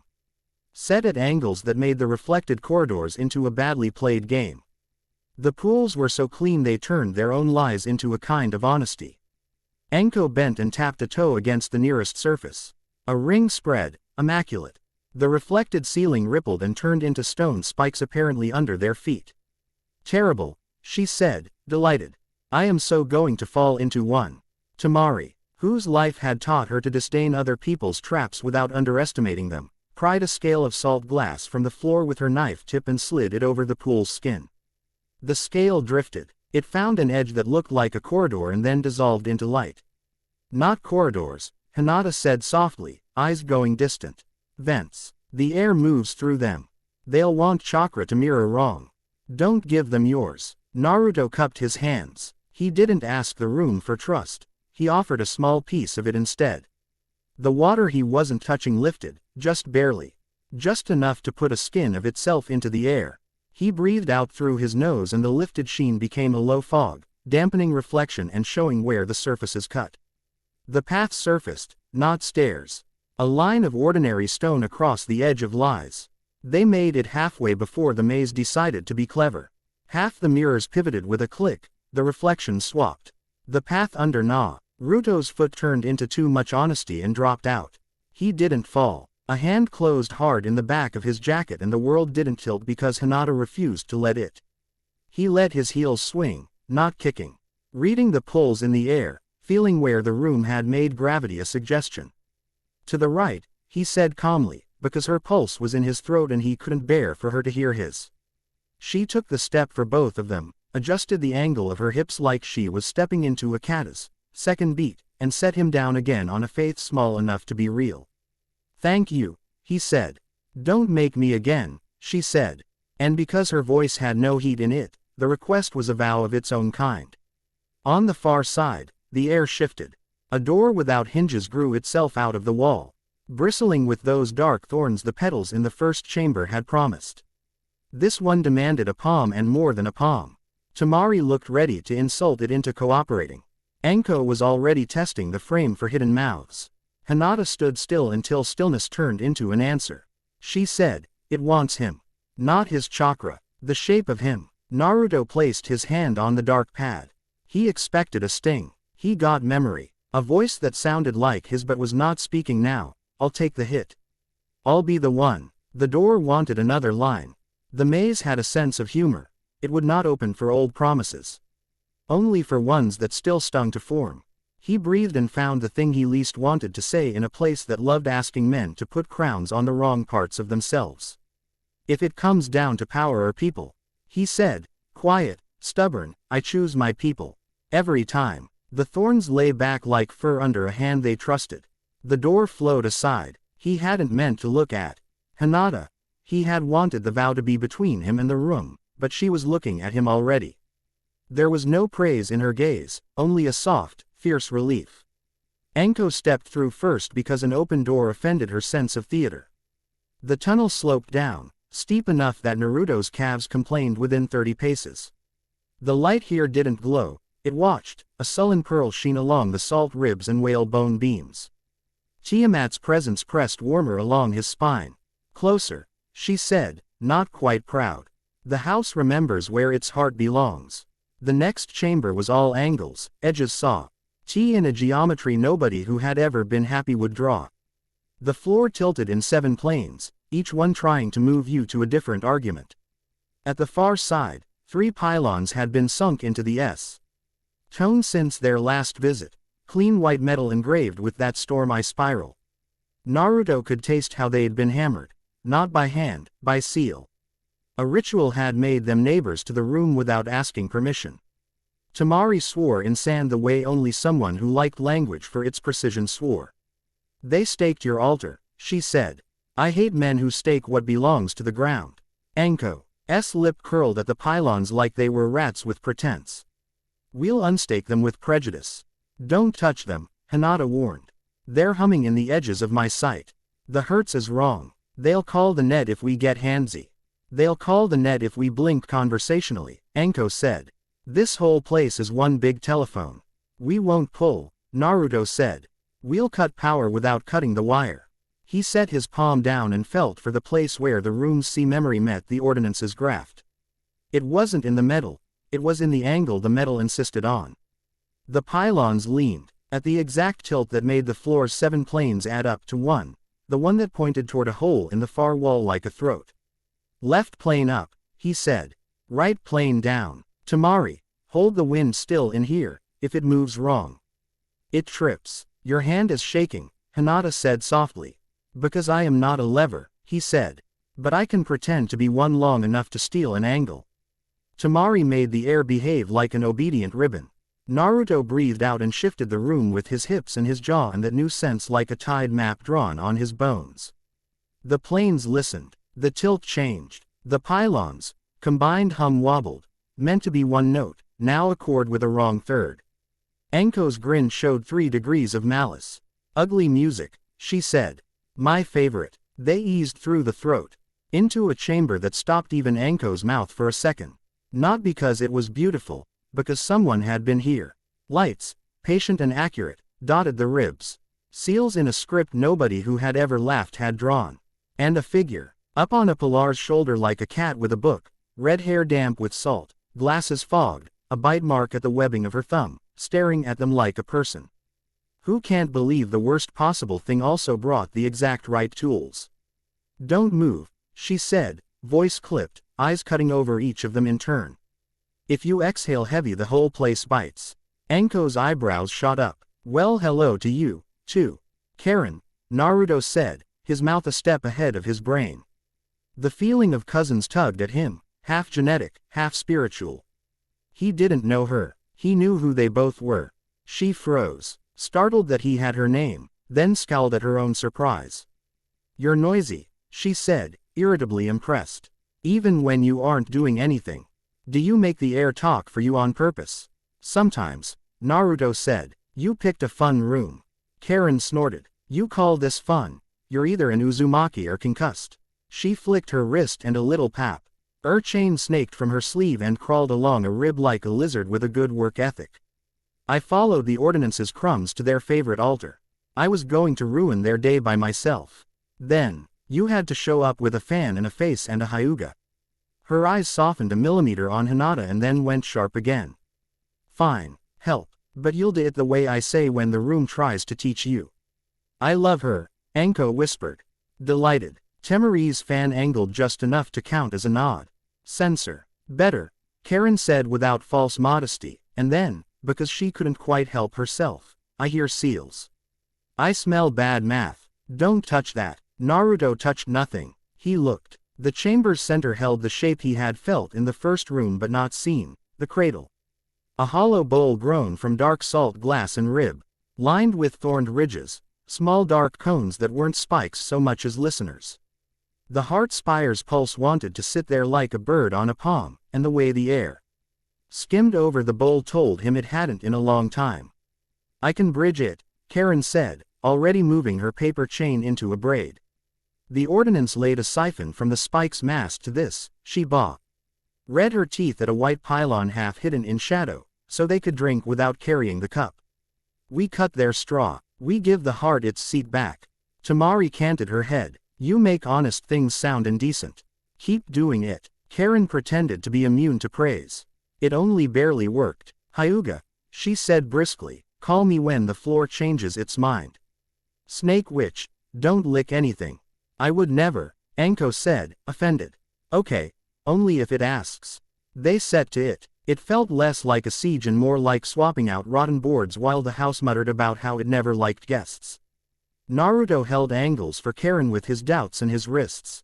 Tamari polished windows of stillness in the air with her fan so delicate that Hinata murmured, beautiful, once without meaning to. Ko crawled under the cradle and made rude comments at the white siphon until it blushed into showing its weak point. They were almost finished when the ordnance finally decided they were taking too long to be ignored. The first sign was a subtle dimming, light taking a thoughtful step backward. The second was the hush in Tiamat's hum, not fear, not even retreat, that feline stillness before the pounce. Then the white net fell. All the way, all at once, a cathedral veil cast by a cruel bride. It turned the chamber square and tried to make the sea forget curves. It came down with purpose enough to dent breath. "Move," Naruto said, but the command got there late. The net wasn't looking for him. It angled, mean and elegant, for Anko, because she was under the cradle, because she was the fastest. Wrong piece in a room that wanted neatness. Anko rolled but the mesh bent with her, a thinking fabric. It snared her right shoulder and stuck like promises she'd mocked. She slashed a knife through eye. Tea and the knife spat sparks and went dull as chalk. "Don't," Hinata started, and then didn't ask for what she wanted, she did it. She caught Anko by the belt, and pinned her with a jukin that was all understanding and no violence. The mesh's fall paused a hair. Temari's fan opened like a wing and heaved wind up between mesh and floor. It bought a breath, not more. Naruto didn't look for permission. He threw himself into the net where it was thickest and pulled it around himself like a shirt that hated him. The mesh recognized a larger meal and tightened, threads singing like hot wire in rain. The bite of it drank his roar at the root, and panic tried to bloom. "You can't be quiet now," a voice that wasn't his hissed, but he refused to feed it. He set his feet in his own bones. "No one gets taken." The vow ran through his scars like lightning negotiating with a tree. White fire bit his chest and skittered across his ribs in a pattern he would trace in lamplight for a week. Tiamat's voice slipped under the net, close to his ear, rich with scorn for neat tools. "Pay in salt and cut stupid things with your teeth, little spark." He did not bear them in the real world, he did in the place where oaths counted. The mesh gave under the pressure of his promise, not brute force, exactly, the way a knot stops being a knot when you pull the right loose end. He tore a hole big enough to be the start of an escape. It wasn't enough. The net wasn't anchored to the ceiling or the walls. It was anchored to the pylons.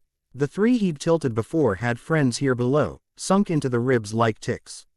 The mesh drank their hum. Got cleverer. "Karen," Naruto said, regretting that he needed her and that he might not survive her solution. "Can you make it think we are the floor?" Karen's eyes flashed behind fogged glasses. "Better." Her hands blurred, paper chains wickering out with a sound like knives pretending to be leaves. She threw 4 around Naruto's torso and 2 around the net. "You are now a conductor." "Great," Naruto said dryly. "I love being furniture." Temari was already unscrewing the brass spine from the back of her fan, leaving the silk held in the frame by muscle memory. She snapped the bar into 2 lengths with a neat twist and handed one to Hinata, keeping the other. "Wheel ground to the heart," she said. "Overload the siphon." Hinata took the brass like a surgeon. Takes a new instrument and didn't ask if the plan would cost. Her eyes were bright and very calm. "Tell me where." Karen's chains bit the mesh. Naruto felt the net's hunger find him and hesitate, confused by the new path to ground. "Good," Tiamat purred, bored with nets already. "Teach the cloth to drown itself." 3 points, Karen snapped, all spines and satisfaction. Spine. Arm. Cradle. "On my count." Anko, still pinned under Hinata's palm, bared her teeth at the nearest pylon.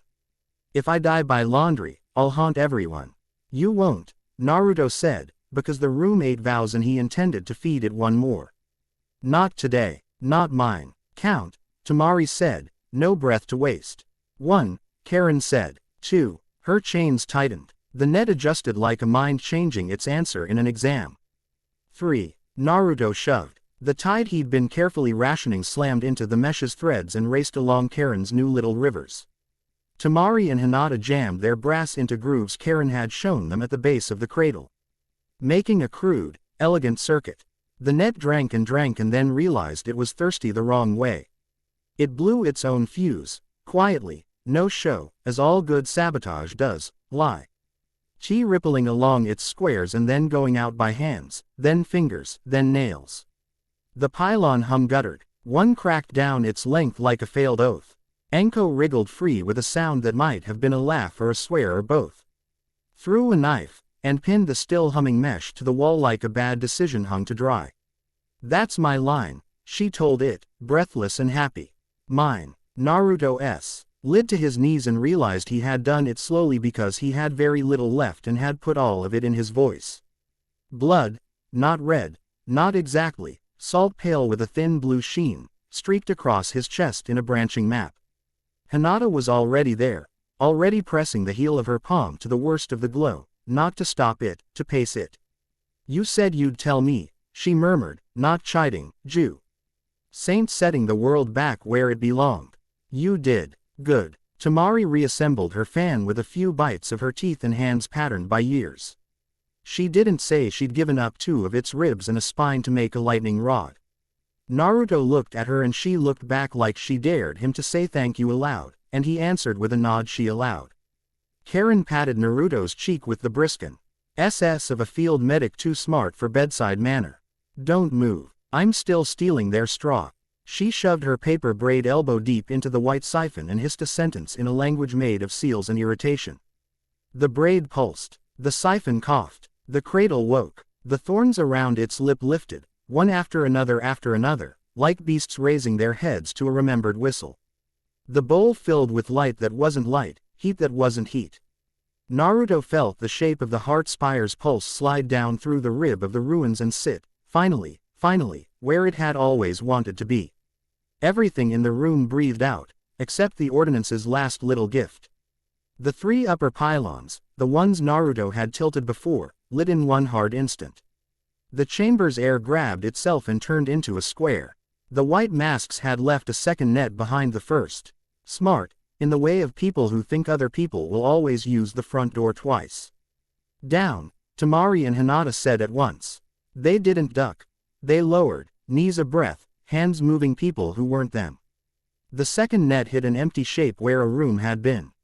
It brushed the cradle, tasted the wrong kind of current, and panicked like a horse that finds a hole where it thought it would find a step. It bucked. It tore itself on the cradle's thorns. Anko's laugh was all teeth. "You hate to see it." The left pylon blew with a pop like a seal quitting a contract. The other 2 dimmed and then spiraled down to sleep, the storm eye engraving going from arrogant to embarrassed. Silence took the room, real silence. The kind with ocean under it. The maze accepted the choice. It did not sing. It listened to the heart spire as the pulse settled in. The lights in the ribs turned honest. The air lost the habit of grudge. The invisible mouth the siphon had made closed like a wound-stitched well. Somewhere deep under, a current changed course and took a piece of Naruto's fear with it that he hadn't noticed he'd been carrying. Tiamat didn't appear. She didn't need to. She moved along his lungs, heavy and pleased the way the sea feels on a day when it permits swimming without thinking about undertow. "Named and seated," she said. Pride not for herself, for the house that remembered itself. "You stood where it mattered. That is the whole trick of living." Karen slumped with the suddenness of competence off duty. Hinata caught her by the elbow without comment and passed her a canteen. Karen sipped and made a face at having to be human. "I'm not staying," she said, because leaving before a NY1 could ask her to stay was core to the religion of people like her. "But I'll come when the math gets ugly. You," she pointed at Naruto with the canteen, "owe me a favor I'll define later." "Fair," Naruto said. "Define it when it'll make me swear." Karen's mouth twitched in a way she didn't permit to be a smile. "You're awful," she said. "I like it. Hyuga." She hesitated, less spiny for a breath. "Your hands are correct." Hinata bowed, small and honest. "You bite people when they're hurt," she said, not quite a question, curious rather than moral. Karen blinked, thrown off by being read, in the kind of way she couldn't eavesdrop on, and covered with crisp dignity. "Only when it's faster," she said. "Snake witch, stop looking at my tags like snacks." Anko looked even more like she wanted to put one under her tongue. "Absolutely not," she said, her tone making clear the absolutely was a lie. Tamari ran a thumb along the cradle's lip, not touching the thorns, respecting them the way you respect a good knife. "We've stolen their rope, cut their straw, and made their toy bite them," she said, letting satisfaction be small and proper. "They'll come angry. I prefer them angry." Naru. To put his palm to the cradle's rim with the care you give to the neck of an animal that could end you and wants not to. If they come here, he said, the house will hate them on our behalf. We take the fight where they don't get to pick the math next. Hinata looked towards the mouth of the hall, vision chasing sounds Naruto couldn't hear. They picked one anyway, she said. Above us. It wasn't footsteps. It was a change in the way the ruin moved air. Naruto felt it half a second later, the sullen shove of weather wedged where weather should not fit. A pressure front in the wrong geometry. Karen's lip lifted. They're trying to net from outside.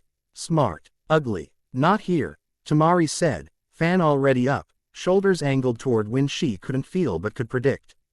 On the climb. Anko R. Old her shoulders like a fighter rolling a nickname in her mouth. Then let's move before their second favorite net learns a third trick. They took the mouth of the hall at a run. The mirrors were still, the oath door still listening. The planes in the wrong room pretended innocence.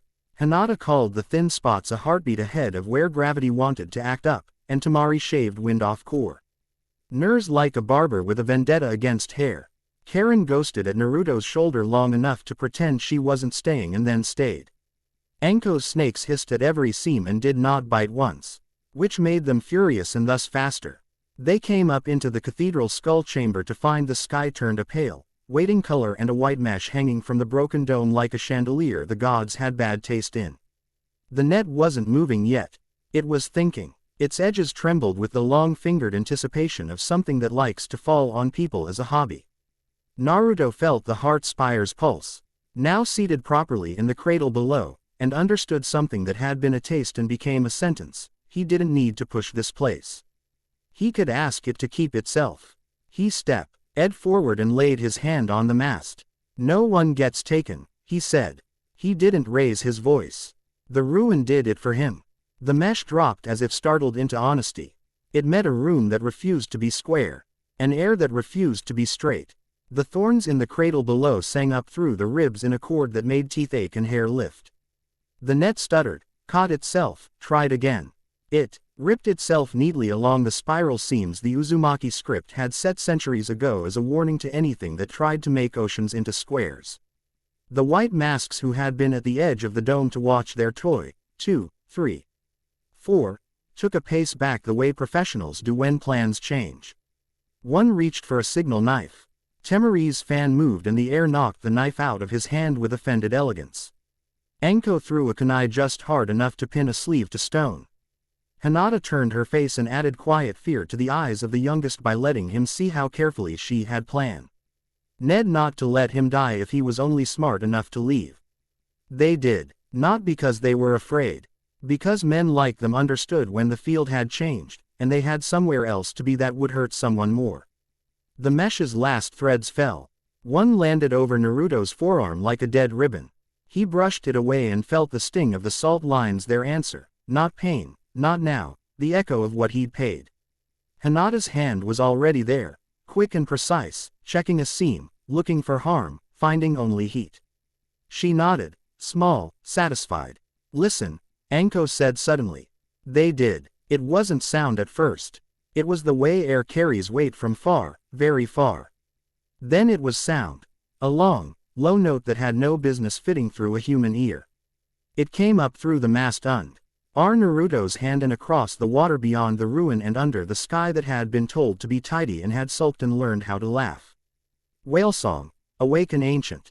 Far away, above the horizon, where sea and weather meet to trade insults, thunder answered. It didn't belong to any cloud Naruto could see. It couldn't be weather, the line was too clean. It felt like someone taking attendance in a language the land had almost forgotten, and the land saying here. Temari's eyes narrowed behind her scarf. That's not mine, she said, and somehow didn't sound offended. That's someone else's argument with the sky.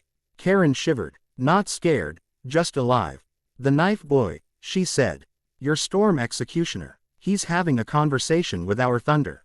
Naruto's hand tightened on the mast without meaning to. Tiamat's weight shifted. Amused, possessive. Let the storm shout. The sea will speak softer and be heard farther. He let his palm slide off the heart spire, but not before he pressed his skin to it with a private thank you. The mast hummed back like a cat headbutting a shin. When he turned, the team was already in motion, Tamari checking straps and counting ribs, Hinata adjusting a bandage on his chest like the world might stop if she didn't tie the knot clean, Enko coiling her snakes and muttering sweet nothings that sounded mostly like threats, Karen pretending to not decide to come and then sighing theatrically at the obvious decision. We've poked their doctrine, Tamari said. They'll either run to priests or to soldiers. If I were writing their bad script, I'd send a Chine to a mountain and a vessel to a ridge line and ask them to meet us at a bridge over a fall. She looked up at the hole in the dome where Sky peered in like a neighbor. I prefer to invade a meeting. Naruto slid the Storm Eye token at his neck into his palm. It throbbed once, as if delighted to be included in the conversation. The other, the courier's insult, sang a quick, itchy reply. Together they made a third note. Narrow and climbing. Ridge lands, Hinata said, hearing what he felt. Hot springs where the air moves in vertical sheets. Where Matabi runs, Naruto said. Where Yugito doesn't run from anyone. Enko's grin sharpened. Finally, she said, a cat. Karen rolled her eyes as if cats were a personal affront. You people collect Jinchuriki like interesting teacups. Useful teacups, Tamari said. We'll need every cup when the ordinance brings a tide of knives. Naruto stood in the harm-trimmed beauty of the ruin and looked at his people, one hand on the old mast, one hand closing around the insult token. A storm humming far away for a boy with a neat knife, a sea settling inside his blood like a god that chose to be a home. He didn't plan aloud, he didn't give an inspiring speech to the listening bones. He did what he had promised the door he would do. He chose. Northeast Ridge lands, he said. We move now. Hinata's fingers pressed once, firm, into his bandage. Tell me when it hurts. I will, he said, and meant it. Temari's fan snapped open and made the room handsome with purpose. I assume we're climbing out the rude way. Enko vaulted onto Fa. Yen rib and blew a kiss at the mesh scraps. Always. Karen trailed last and, just before she followed, reached out and touched the cradle's rim with 2 fingers, quick and claiming, and whispered so. Nothing that might have been an apology for stealing its straw before. The thorns didn't prick her. They had learned her voice. They crossed the broken arches into gulls and morning and the taste of tea. Hunder drifting in on a wind that thought too highly of itself. Behind them, the heart spire sat its weight where it belonged, pulse aligned, singing quietly to the house it had forgiven. Ahead, Samu. Here beyond the rim where cliffs stick 3 fingers into the sky, a storm priest with a cutting blade was drawing the air into neat shapes and waiting for a vessel who refused to be the right kind. Naruto tucked the tokens away, rolled his shoulders where salt lines gleamed under bandage, and set the pace a little too fast so the world would have to catch up instead of the other way around. The ruin breathed once, deep and slow, and let them go. Chapter 3 End. Chapter 4. The Cat and the Crown. By late afternoon the world folded itself into ridges and steam. The cliff path thinned to a ribbon between ravines where hot springs breathed under stone. Wind came in vertical sheets that slapped and slid, smelling of iron and wet earth. Ravens drew black knots on the sky and knotted them again. Yuto kept the pace too fast because thinking slower than the world felt like giving it permission. The tokens hummed in his pocket like 2 tuning forks arguing politely. Tiamat lay long along his spine, a cool, heavy line. Ridge lands, she said, amused. Steam that thinks itself weather. Men who build bridges where the ground says no. Be kind to their stupidity, they are brave. Working on it, Naruto said. His breath smoked in the cooler drafts. Salt lines along his chest itched under the bandage in a way that meant, don't pretend you're fine. Hinata noticed. She said nothing, which meant she had a plan for making him tell her later. They hit the first rope bridge at dusk. The gorge below it exhaled just then. Steam slipped up and slicked the ropes with a hiss. Tamari ran her palm along a frayed knot and made a satisfied sound. Respectable improvisation, she said of the engineering. All right, whoever built this a letter when we're not falling. Enko peered over the edge and grinned into the bed of mist. Snakes hate steam. It makes them philosophical. Everything makes your snakes philosophical, Tamari said. Accurate, Enko said. Hinata tapped Naruto's wrist, 2 quick touches. She tilted her head downslope. He didn't need Byakugan to read the sign, scorches that weren't lightning. Blue fire had kissed the rock and left a line like calligraphy. Matabi, Naruto said. Yugito, Hinata said, and the way she said the name carried a careful respect. Jinchuriki recognized each other's shadows at a distance. Some taxes were the same in every country. They moved faster. The path climbed into a series of spurs and switchbacks, sound traveling badly in the broken air. The first warning was not a scream, it was a thud that made dust jump in a neat line across the ledge. The second was a deep, slow footstep that did not belong to anything born. Heat moved the wrong way, poured down instead of up. Then the heavenly carver came around the bend like an argument you couldn't ignore. It walked on 4 legs as jointed as a spider's lie, ribs of pale alloy showing a spinning belly. The belly was a hive of seals, each line precise enough to give Temari a headache. It had a head only because men like to put heads on their sins, a wedge of white, slit with an eye of glass burning a honey color. As it put its front legs onto the bridge, the ropes hummed at a frequency Naruto felt in a bad place in his jaw.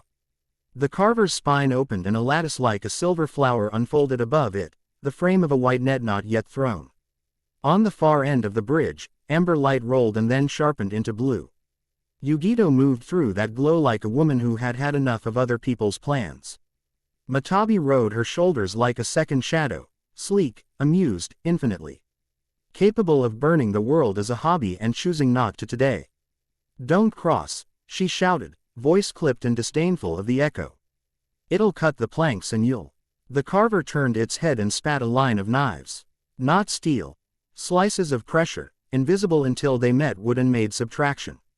The nearest 3 planks went tidy to dust. Temari didn't ask permission to be right. She opened her fan and made the wind go up. The knives met a vertical shove and shied, carving a safe hole in the air a body could take. "Ridge lands have rules," she called. "Here's a new one. Naruto's." Salt lines lit with a prickly warning. If the carver set the net on the bridge, it would cover everyone and the fall would finish the rest. He looked down. Steam boiled out of vents like breath. He didn't try to pull water. He asked the heat to do a job. "Hinata," he said. "Left support," she said instantly, her eyes on the anchor points under the far end. "There's a thin spot in the rock. If you make it glass," he finished. He slung himself off the ledge onto the bridge and ran, the ropes complaining in whining notes. The carver's left legs clawed, seeking purchase. Anko hit the right rock, with 3 tags that became brass dust, making the fibers sing in a lower key. That wasn't for show, it made the carver misread load. Temari's next flick created a slipstream lane, clean as a hallway, that Naruto took without thinking. Yugito didn't say thank you. She didn't have time to. She kicked off a spar, Matabi's flame crowning her foot, and drove a burning heel into the carver's head. The honey glass eye crazed. The carver turned and lunged, not for her, for the throat of the bridge, because machines learn quickly what people love. Naruto dropped flat and drove his palm into the plank. Heat fell through his hand into the rope, into the anchor block. Stone gasped. It wasn't molten. That would have been theater. It softened. He dragged the heat sideways and down and the block slumped, then set. Glass. The left rope drew hard and locked. The carver's weight miscalculated. It had been told this bridge broke, now it did not. It shifted to rewrite the problem. Hinata's voice cut through the hot air. 2 more on the left. Now. He didn't argue. He moved. The world narrowed to support points, to shallow breaths, to the itch of salt under bandage, to the hum in his ear. No one gets taken. Tiamat pressed cold approval under his sternum. Write the bridge new. Make the machine read. The carver flowered its net. Too soon, too hungry. The mesh opened above the bridge like a cruel halo. Temari shaved a wind slice into it. Not to cut it, to tilt it. Anko's brass dust clung to the mesh and made the tilt visible. The net's own weight became enemy. It slid off the line of the bridge and fell awkwardly into the gorge. It snagged steam and tried to drink pressure. Matabi laughed in a sound with more vowels than any language shinobi used and breathed, and the net softened, an ugly jelly in hot rain. "Loved that," Anko said. "Feral. Do it again." "New problem," Temari said evenly. She nodded upslope, where ravine met ridge. A figure in white had stepped onto a spur of rock and was standing in the wind without permission. He didn't look like a mistake. He looked like an answer key. Naruto knew before the blade left its sheath. The air made space for Sharur the way a sentence makes space for its verb. The weapon didn't reflect light, it discouraged it. The man brought it up in a neat, unshowy motion, drew a small line, and the bridge's left rope twanged an octave tighter. The carver's weight distribution changed as if a god had set a thumb on a scale. Yugito saw him in the same instant and bared her teeth in a way that was all Matabi. "That's the dog with the storm stick," she called. "Vessel," Naruto said, and hated the respect in the word. The man's posture had nothing of swagger. People who did their homework rarely swanned. Sharur cut a second time. Down, a polite correction. Naruto felt the ripple in his lungs, cough threatening. He breathed anyway and turned the cough into a grunt, a choice. He met Yugito at the carver's foreleg. The machine's joint R, and on seal bearings that clicked with mathematical smugness. "Arm or spine?" Yugito asked. "Quick, professional." "Spine," Naruto said. "Matabi, can you make it hate its own breath?" Matabi's purr throbbed through the bridge ropes. "For you, for her, for the insult of this machine. All three, little ocean. Watch." Blue fire slid not as a sheet but as a seam. It found the intake vents along the carve. Crown and whispered heat into them delicately, like a thief warming a lock. The spin inside stuttered. Naruto poured a cool fist of air down that same throat. The meeting turned the machine's breath to sweat. Steam curled from cracks that shouldn't have had the courtesy to show themselves. Seals flashed from confident to hurried. Sharur cut again. This time he cut inside Naruto's jutsu. Naruto felt the wave in him go limp. Not gone. Severed from itself. It was like having someone reach into his lungs and pinch shut a place only the sea should touch. Pain was too generous a word for that specific insult. He didn't push back. He yielded. He let the cut fall through him like a hand through smoke. The next beat he flooded sideways, not forward, and used the tide where the blade wasn't thinking. "Cute," the vessel said across the hot air, not jeering, just noting an interesting reaction in a lab. His eyes flicked to Hinata, to Temari, to Anko, to Yugito, to the bridge anchors he now knew better than Naruto wished he did. He lifted his free hand and traced a circle, the invitation to a bad dance. Something deep in Naruto's mouth tasted of battery and brine. Tiamat's voice slid under the insult and smiled, not gently. "He cuts current, cut need. Show him a river that flows without asking permission." "Hinata," Naruto called, and didn't finish the sentence because he didn't have to. She had already moved. She stepped into the space where Sharur's last cut had made absence and wrote her body across that gap like a beam. The next time the blade went down, the wind sheared on Temari's angle and the bridge kept its curve. Yugito drove a hand, wreathed in blue, into the carver's spine seam. She whispered something that wasn't a human word and the heat there detuned a hummingbird's precise little lie. The seam buckled. Anko's tags went off under the thing like a laugh, not an explosion, a change in whether the ground wanted to be cooperative. The carver put a leg wrong. Naruto planted his palm, shoved cold into the glass he'd made, and skated that cold along the bridge's left edge. The carver's foreleg slipped. Gravity decided to help. The machine lurched, white ribs screaming like an expensive promise breaking. Its honey eye blinked and cracked. The vessel considered a fourth cut. He didn't take it. He watched instead as they ruined his test cleanly. Interest sharpened in his gaze. It was almost pleasant until you remembered what was being measured. The carver rolled, then fell, off the bridge, down past steam and black ferns and old bones. Nets vomited out of car. Edges along its ribs like panicked birds and stuck to cliffs at wrong angles. They slowed it, and then pulled wrong, and then tore. The machine hit a ledge with a groan like a freighted table and stopped, tilted, belly spinning weakly. Seals sparking like bad ideas. Silence happened in ripping little gaps. Naruto inhaled and the cut in his tide yanked again, a string on a tooth. He didn't dignify it with a flinch. He walked toward the vessel until Temari's fan nudged his shoulder. "Don't give him a line he wants." He stopped a pace earlier than his pride would have liked. "Stop testing on cats," Naruto said, clear and ordinary. The vessel inclined his head in a neat, respectful angle. "Stop making them into gods," he said. His voice was not wrong. It just lacked a piece of the world Naruto nay. Edit other men to have. The part called mercy. You call what you brought here mercy? Yugito said, voice low, Matabi's syllables wrapping hers. I've run from men like you since I had teeth small enough to chew nothing but milk. Sharur breathed, a quiet sting in the air. Run less, he said. Be smaller. The world remembers less of those who sit. Temari laughed once, sharp. He quotes from the chapter called, How to Be Uninvited. She set her feet wider and held the fan loose, as if her arm weren't singing from work.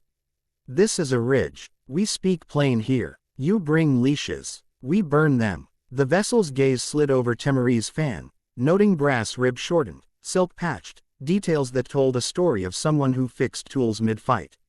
He looked back to Naruto. We are both vessels, he said. One of us will leave this world with fewer dead. I intend for it to be my hand that decides. Naruto didn't do speeches. He showed what he meant to say. He stepped sideways until he and Hina took the same piece of air without colliding. He let the land and the bridge and the steam and the flawed machine and the woman with flame and the woman with wind and the woman who had pinned nets with a surgeon's aim be the sentence. We decide together, he said. The vessel's mouth did not move, but something like amusement altered the temperature of his regard. He drew Sharur up, severed a piece of the steam that wanted to drift, caught it on the blade's edge, and then stepped backward into the wind as if it had been told long ago to carry him if he ever chose to ask. The air closed around him with tidy pleasure, and he was gone without admitting he had left. Anko spat off the bridge. He's going to be the most annoying person I don't get to stab often. You'll get your chance, Temari said. Men like that schedule their vanity. Yugito watched the spur where he had stood. She stopped watching it and looked at Naruto instead, not supplicant, not soldier, ally making a choice. You didn't make a speech at me, she said. Did you want one? Naruto asked. No, she said. Good. Matabi's tail, real enough to cast shadow over stone, flicked once against the cliff like punctuation. Tell the old sea, Matabi purred. Deep and amused, speaking across the seam in a language only hosts and ancient things catch. We see her. We acknowledge. No clause, unless asked. Tiamat stretched in Naruto as if unbothered by other gods. You were loud and charming, she told Matabi with fond insult. Do not scratch the furniture. Your ghosts are polite, Yugito said dryly. Unusual. So are ours, Naruto said. He didn't say ours lightly, and she tasted the claim and did not spit it out. They got off the bridge before the carver's frame finished deciding whether it wanted to take the ledge with it to the bottom. On the stable spur, Hinata pulled Naruto aside with that small, unarguable authority she used when the battlefield had stopped being polite. Take off the bandage, she said, already undoing the knot with neat fingers. It's data, she said, and the way she cut the syllable made even Temari glance over and decide to be at a tactful distance. The salt lines across his chest had branched since the maze. A thin lightning map under skin. The cuts were not bleeding. They glowed faintly, a bruised blue-white, the kind of color water is before its ice. Hinata's thumb skated beside one with gentleness that wasn't fragile. You rode it harder, she said. I had to, he said, and then stopped pretending. I wanted to. She didn't flinch at that. Wanting isn't a sin. Not telling me is. You promised to let me know. I'm telling you, he said, teeth clicked soft on a laugh that wasn't a joke. It hurts like being rewritten. It feels like being exact. I am afraid of needing that feeling when I don't. Hinata folded the clean bandage back into place and anchored it with the care of someone binding a book she intends to read for a long time. Then need me first, she said. Her voice did not change volume to accommodate the weight of what she was handing him. And whatever God lives in your bones can ask permission at the door like the rest of us. He looked at her for a ridiculous moment in a dangerous place, wanted to kiss the arch of her cheekbone where he'd had flushed. He did not. He nodded instead, the kind of nod you don't take back. Temari's fan tapped his shoulder twice. Lovers later, she said, not unkind. Work now. Your cat friend has a problem with men. Yugito had not sat down to be tended. She had climbed onto a lower spur and was staring down at the carver with a look that made the air try to step backwards. I do not leave weapons like that on the road, she said. They find people who don't see them coming. Anko rubbed her hands together like a priest greeting an altar. Finally, demolition. Karen, who had ghosted out of the dark as if she had always been here, sniffed the carver with her seal sense like a fussy chef at a stew. They braided 4 nets worth of schema into that belly. If I collapse it wrong, we polka dot the canyon with little hungry squares. Her glasses fogged. She licked the bite mark at the webby ing of her thumb and grimaced at the taste of machine. We'll rotate it into silence instead. Explain as we work, Tamari said, already measuring wind against gravity in the head tilt she used when she moved villages with gusts. You rotate a hum to kill it, Karen said, and threw a paper chain so perfectly it slipped into the carver's ribwork like a fish into a narrow crack. Hyuga, call the weak time between pulses. Uzumaki. No, the other one. Be the anchor. Vessel. She cocked her head at Naruto. You will resist the urge to add water to soup. Understood, Naruto said. They did it with the neat, ugly satisfaction of professionals. Hinata's fingers tapped time on the chain. Karen twisted the braid. Tamari held wind in an unnatural quiet. Enko wired a fail-safe that she did not intend to use because it would partly satisfy her itch to see what would happen if everything did the wrong thing at once. Yugito and Matabi stood with the patience of predators that have elected not to pounce today.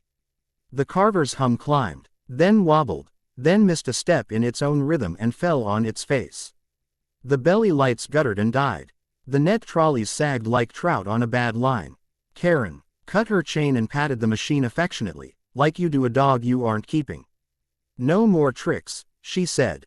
A raven that had been enjoying the show left a gift on the edge of the spur. Enko ducked it with an offended snort. Rude message, Hinata said, eyes on the sky. She wasn't wrong. 2 minutes later, a courier staggered into the notch of the path. He did not make it to them. He had been dying for a while and only then admitted it. His body gave up the pretending a few steps from Temari's boot. He still clutched a tube bound in ribbon, the wax still slick. Tamari held up a ha. ND to stop Enko from taking it like a present. Hyuga, she asked. Traps, Hinata said, answering the real question. 3. 2 already spent. The third is a call home. It tells where we open it. Then we open it here, Tamari said. Deadpan. Enko blinked. Bold, honest, Tamari said, and slid her thumb under the ribbon. The wax cracked. The scroll slipped into her hand with the self-importance of states. 5 daimyo crests wore the top like medals. She turned it and read in the moody light. Her mouth thinned to a blade. They've decided to invent a law, she said. No divine conduits traveling unregistered across borders. Possession of. This is comically overridden. Antiquities with emergent anima. Violators to be neutralized and ethically repurposed. She looked at Naruto, then Pa. Saint him to the ruin in his chest he'd agreed to carry. They intend to make their doctrine public and heroic. Enko snorted. Ethically repurposed my. She stopped for Hinata's sake and did not finish the anatomy. We make them eat those words. Yugito took the scroll between 2 fingers and regarded it as if it had been brought to her by a very earnest child. Let them make laws for monsters, she said, voice too quiet to be a boast. I have been good at being the kind of thing that does not sign papers since I was 8. Paper will not stop nets, Tamari said. But paper makes people applaud nets. We will take their meeting away from them. She looked east and down, toward a smear of black on the distant horizon where ocean and sky pressed their foreheads together. They will be ready on the sea. They like straight lines. We will give them curves. Naruto stepped to the ledge and closed his eyes.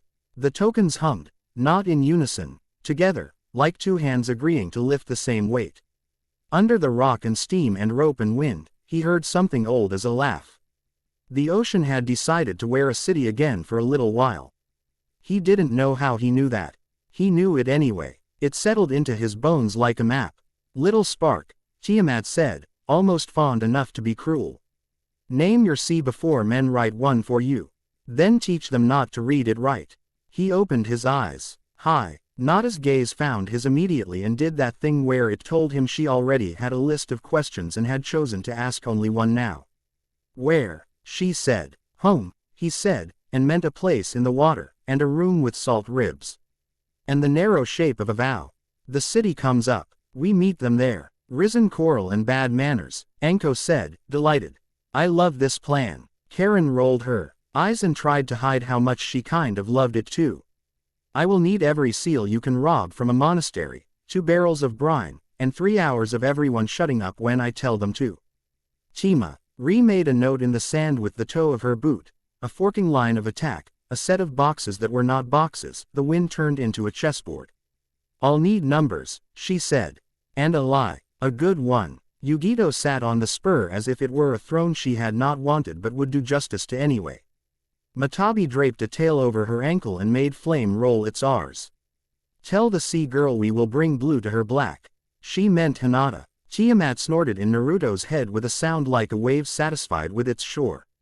They started down as night built itself up out of steam and stone. On the third switchback, a man stepped out of shadow as calm as a candle that knows you can't do without it. His cloak hung like rain that had enjoyed falling. His eyes were old and very young. Itachi, Naruto said. He didn't say hello. Men like that were greetings themselves. You have chosen a shape that will attract doctrine, Itachi said, as if he had been continuing a conversation they hadn't had yet. Hi's voice took all the drama out of the ridge and left only gravity. They will not hunt you, they will hunt your resemblance in every mouth that says your name. Naruto wanted to say something smart. He didn't. Then we will give them so many wrong resemblances they get tired. Itachi's mouth did the ghost of a smile, which was his version of a laugh. He looked at Hinata, and at the way she stood between Naruto and the drop. And approved without showing it. Then he looked back at Naruto and let the air sit still for a beat longer than comfort. Do not let the sea call itself you, he said. Names become callers. He stepped sideways into dark and was not there in a way that made Anko itch with professional admiration. I like him, Anko said. You like anyone who leaves before you can flirt, Tamari said. Facts, Anko said cheerfully. By the time they reached the lower ridge, the gorge had stopped wasting steam on Theatrix. The air was cooler, and the sound the springs made was the key. ND that makes your back loosen whether you trust it or not. The carver lay broken above like an ugly moon that had decided on a new orbit. The rope bridges held. The wind had learned new jokes and practiced them against Temari's scarf. They slept shallow between boulders where the stone remembered being fire and was therefore kind to backs. Naruto woke once to the tokens humming like a chorus of whales in the far bottom of the world. He thought of the white blade and the man who held it like a pencil. He thought of the net that had tried to make rooms square. He thought of Itachi's advice, which was not safety, just clarity. Hinata's hand found his, not because she had been awake waiting for him to wake, but because this is what bodies do when they have decided the world is unpleasant but workable together. He felt his mouth tilt into a smile that did not require eyes. He let the sea be quiet inside for a little while. Dawn unrolled gray and then decided on color. They moved when Tamari's shadow made a line thin enough that she called it good. Yugito took point without asking. Anko told the ravens a joke about gods who wrote ordinances. The ravens cackled like men who had married their own bad habits. Karen demanded new paper because hers had absorbed too much attitude from the carver, which she considered unsanitary. Hinata took a last look back at the ridge the way someone who likes to honor places does. The tokens pulsed twice against Naruto's chest, eager dogs at a door. He put his palm over them and felt where the sea had already started building the city up out of black coral and pearl. Ribs and spires and the narrow, curved alleys he knew in the bones of his hands. The ordinance would come with nets and blades and words. They would try to turn his vow into a rule they could enforce. He breathed in salt, metal, the faint sweetness of hot spring water. He breathed out. No one gets taken. No one stands alone. No villages burned. He didn't tell the team. He let the world hear it instead. Far offshore, thunder wrote the next line. It wasn't weather. It was an appointment. They took the last rise and saw the line of the coast, a dark seam stitched with foam. Naruto didn't stop. He set the pace a little too fast again, and this time when Hinata touched his arm he slowed, not because she asked, but because he had promised, and because the promise had made him stronger instead of small. Behind them, steam curled up and forgot their names. Ahead, the ocean smiled with too many teeth. Chapter 4 End. Chapter 5. The sea that wears the sky. Morning broke flat and silver, a knife laid on the ocean. The tokens on Naruto's chest woke like dogs that knew the sound of a key in the lock. He stood on the black rock and watched the water draw a sharp breath. Now, Karen said, squinting through her fogged glasses as if she could bully the horizon into honesty. Everybody shut up for the part where the city remembers how to stand. They didn't need the warning. The sea lifted. It wasn't a tantrum. It was a long, considered rising, black coral teeth and pearl-white ribs unfurling from the deep with the patience of a whale that knows it owns the water. Alleys formed in curls and tight throats. Courts filled and then drained, leaving their floors veined with salt glass. Towers shouldered up, shrugged off kelp, and fixed themselves with the slow dignity of NGS that had been here before and would be here again, given the choice. Tamari drew a wind map in her head as the city took shape, turning the new streets into lanes, the courtyards into eddies, the spine bridges into throats where the air would grip. Good bones, she murmured. Stupid personality. I like it. Enko whistled like a woman flirting with a cathedral. If anyone licks an alley, it'll be me. Hinata pushed her goggles up. Her Byakugan made the city translucent. The drag currents that wrinkled between towers, the old channels underfoot where pulse moved faster, the hidden chambers that remembered voices. She touched Naruto's sleeve, soft and precise. Those arches, she said.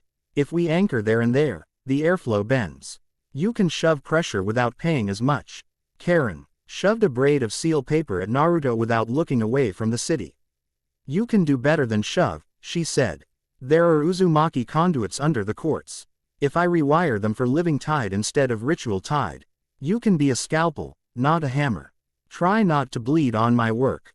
Yugito stood with her hands in her pockets and her chin tilted up a degree, Matabi's heat a second spine along her back. Pretty, the cat purred. Old, like me, not as vain, which I respect. The sea city finished rising and considered them.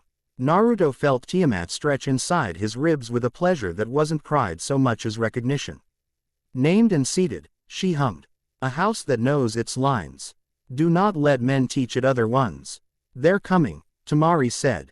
They made a horizon out of order, flat ranks of barges with white pylons strapped to their backs, wedge-nosed skiffs bristling with nets, long, low craft that carried towers like candlesticks. Between them, a scatter of smaller boats, the kind that don't matter in a story until you realize they're carrying engineers.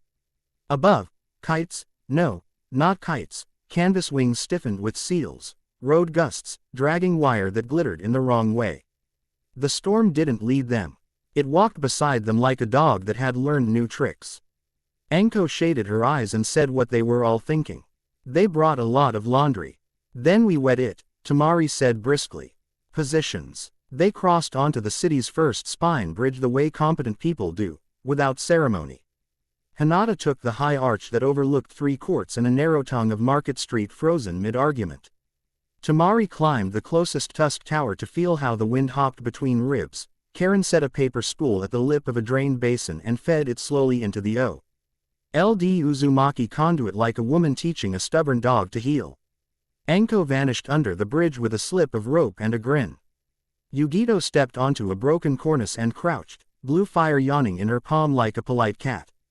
Naruto walked to the crown of the coral city and put his hand on the dark mass that had risen where the heart throne's pulse sat thickest. He didn't ask for permission.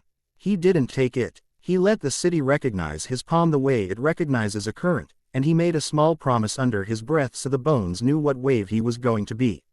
No one gets taken. The first volley came in shiny and proud. The white pylons on the leading barges fired nets that bloomed into the air like flowers with bad attitudes. The mesh aimed for the courts and the bridge crowns a ND1 particularly elegant alley where any fool would want to stand. It wanted to make the city square. Tamari shaved the wind into windows and then closed them on the nets. The mesh hit edges that air suddenly vertical and lost its appetite. Hinata's voice came calm and exact through the din. 2 heartbeats left, tuck your head, now. Naruto tugged a quartz pressure line a kiss to the right and the net fell into its own shadow and tangled like long hair in a small comb. Enko's snakes erupted from a drain with the kind of joy only sabotage gives. They were wearing brass dust like jewelry. When their bodies brushed to mesh, the dust smeared into the threads and made the net tug obvious. Anko hauled on a rope and a pylon cable went taut, yanking a barge half a degree off its neat line. "If you boys fall in," she called politely across the water, "we'll be delighted." Karen's paper braid hummed. Naruto felt the city's conduits run under his feet like veins, low and happy. He put the weak HT of his hand on a far court he could barely see, and the tide under the flagstones bulged once, briefly, exactly where he asked. A skiff that had been relying on clean math hit that bulge and learned to doubt. Its crew went busy with corrections. 3 more nets fell short, turned ugly in the air, and slapped onto nothing with a damp insult. "They'll get clever," Tamari said, even as she bent next gushed into a hook that turned a net inside out. "They'll stop throwing at the map and throw at us." "They already are," Hinata murmured. She was looking through stone and spray at the small boats that matter. Engineers knelt at their bows with ink-stained hands. They weren't aiming at courts or alleys. They were writing edits for the air. "Anko," Naruto said. "On my way," she sang, and dived. Snakes went with her, delighted to be part of a plan that let them bite wires. The ordnance didn't blink. They had math for this. New nets rolled out, tighter, leaner, edged with little steel teeth that would bite stone and stay. The candlestick towers on the long craft lifted rods that hummed in Naruto's teeth. The kite wings above slashed the wind into tracks for other people's nets to follow. "Ugly," Karen said, more impressed than offended. "They're making lanes you can't see." "I can," Hinata said. Her voice didn't rise, but the speed of it changed. "There are dead spots, 3-second windows, between pylons. If we pour then, Tamari can go hard without paying as much." Naruto. "Light, not flood." "Copy," he said, and the word fit in his mouth like a tool. He did what she asked. He didn't flex everything he had. He touched ballast and bias, made the city feel a hair heavier or lighter, turned the wind a degree lazier here, a stubborn knuckle there. Tamari felt the help and made a lawn. G-cut, inelegant in a beautiful way, that took 6 nets that wanted to cover a market and flipped them into a set of drapes hung neatly over one barge's rods. The rods shivered and died, offended. A horn came from the ordnance line.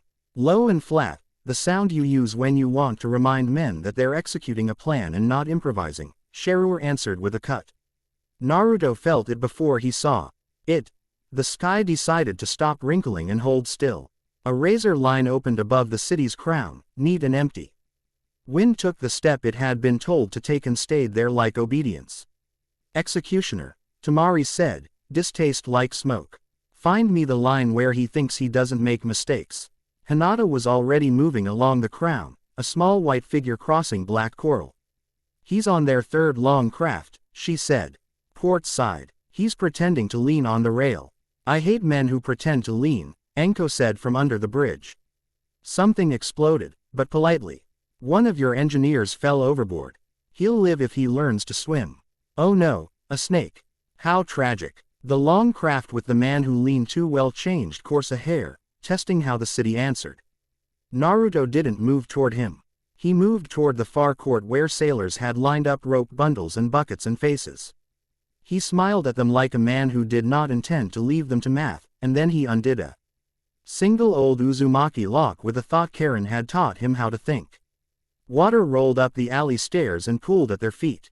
It looked like a joke until the next net came and the water wasn't where the net's story said it should be. The mesh landed and behaved like cloth in a tailor's hands. It slumped, then slid, then spun and wrapped itself around a pylon's rod. The rod chimed and died. Sherua cut again. It was a small, corrective cut, the kind you make when you are pleased to be understood, and it did exactly what it was supposed to do. It severed the inside of Naruto's last trick. The thin flavor he had added to the water to tell it which stairs to like and which to avoid. The water forgot its lesson and went bored. "On the crown," Hinata said. Naruto walked up onto a spine edge that hung over a blue that looked bottomless because it was bottomless. The wind tried to frisk him for weapons and found a vow instead. The executioner stood on the prow of the long craft as if he had never had to learn how to stand. His cloak moved in a wind Naruto didn't like the taste of. Sherua tilted politely. Behind him, the ordnance line adjusted its distance without shouting, like Men who had practiced leaving at the right moment instead of the dramatic one.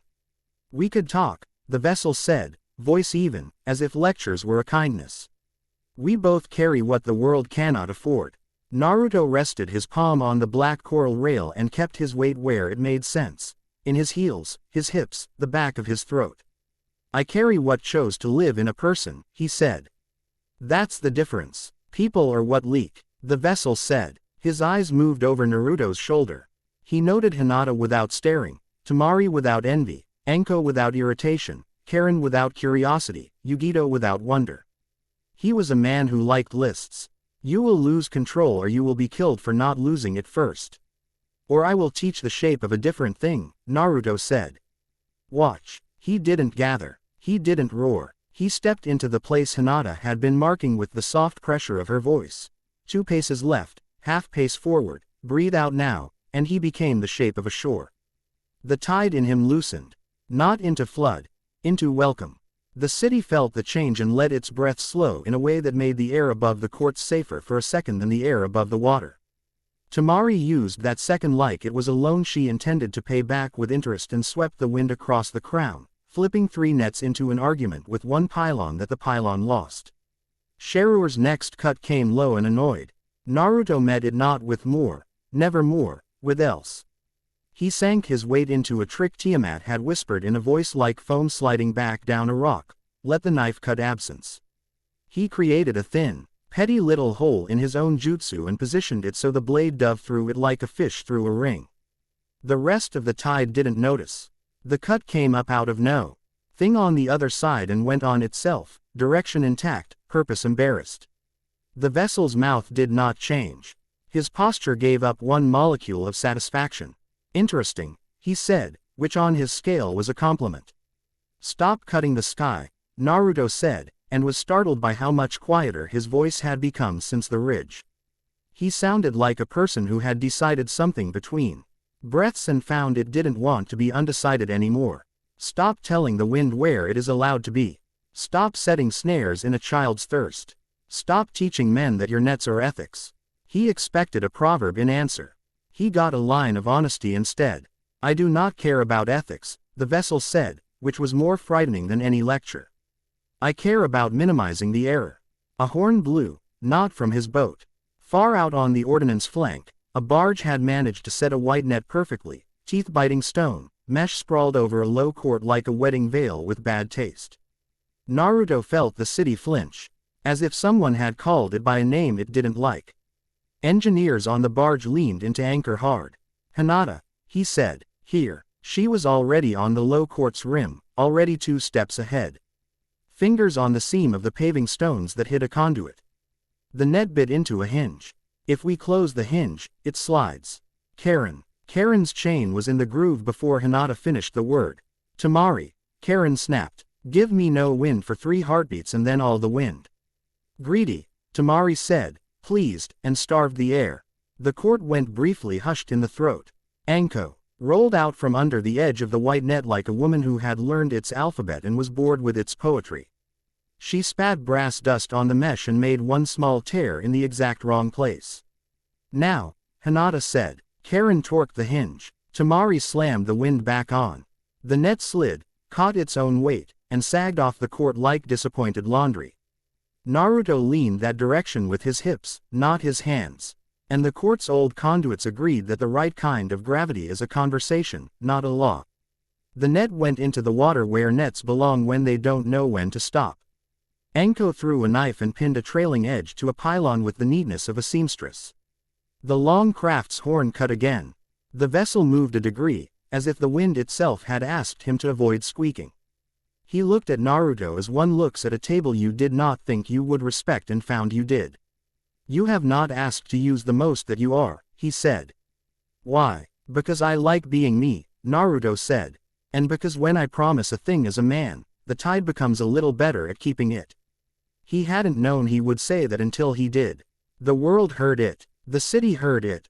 Old ribs settling in a different way. The sea listened with the kind of quiet animals have when the right thing is being said at the right time and no one should interrupt. Tiamat did not laugh. She hummed approval that warmed his teeth. The vessel lifted Sherur and drew a line no one else could have made without wanting to preen. The blade severed his own boat's wake. For a heartbeat, the sea behind him didn't remember that it should close. Naruto felt the insult and refused to feed it fear. He balanced on the narrow place between I could and I won't. Name it, Tiamat said. Her voice walked the bridge between bones and thought with the lightness of a cat and the weight of tide. If you want me in the wide way, say what water you are. The vessel's next cut slid closer. The kites above cinched down fresh lanes. The pylons brightened as if someone had whispered in their ears that this was their moment to be useful. Hinata's hand found the back of Naruto's shirt, a precise catch he didn't need and kept anyway. He thought of the sailors on the court, the children who would grow into streets if someone didn't carpet them with eminent domain, the way Enko swore at problems until they changed shape. The way Temari held being right like a civic duty, the way Karen bragged less when she was doing her best math, the way Yugito stood with a patient predator in her bones and never apologized for survival. The way Hinata told the world it could have her eyes but not her fear.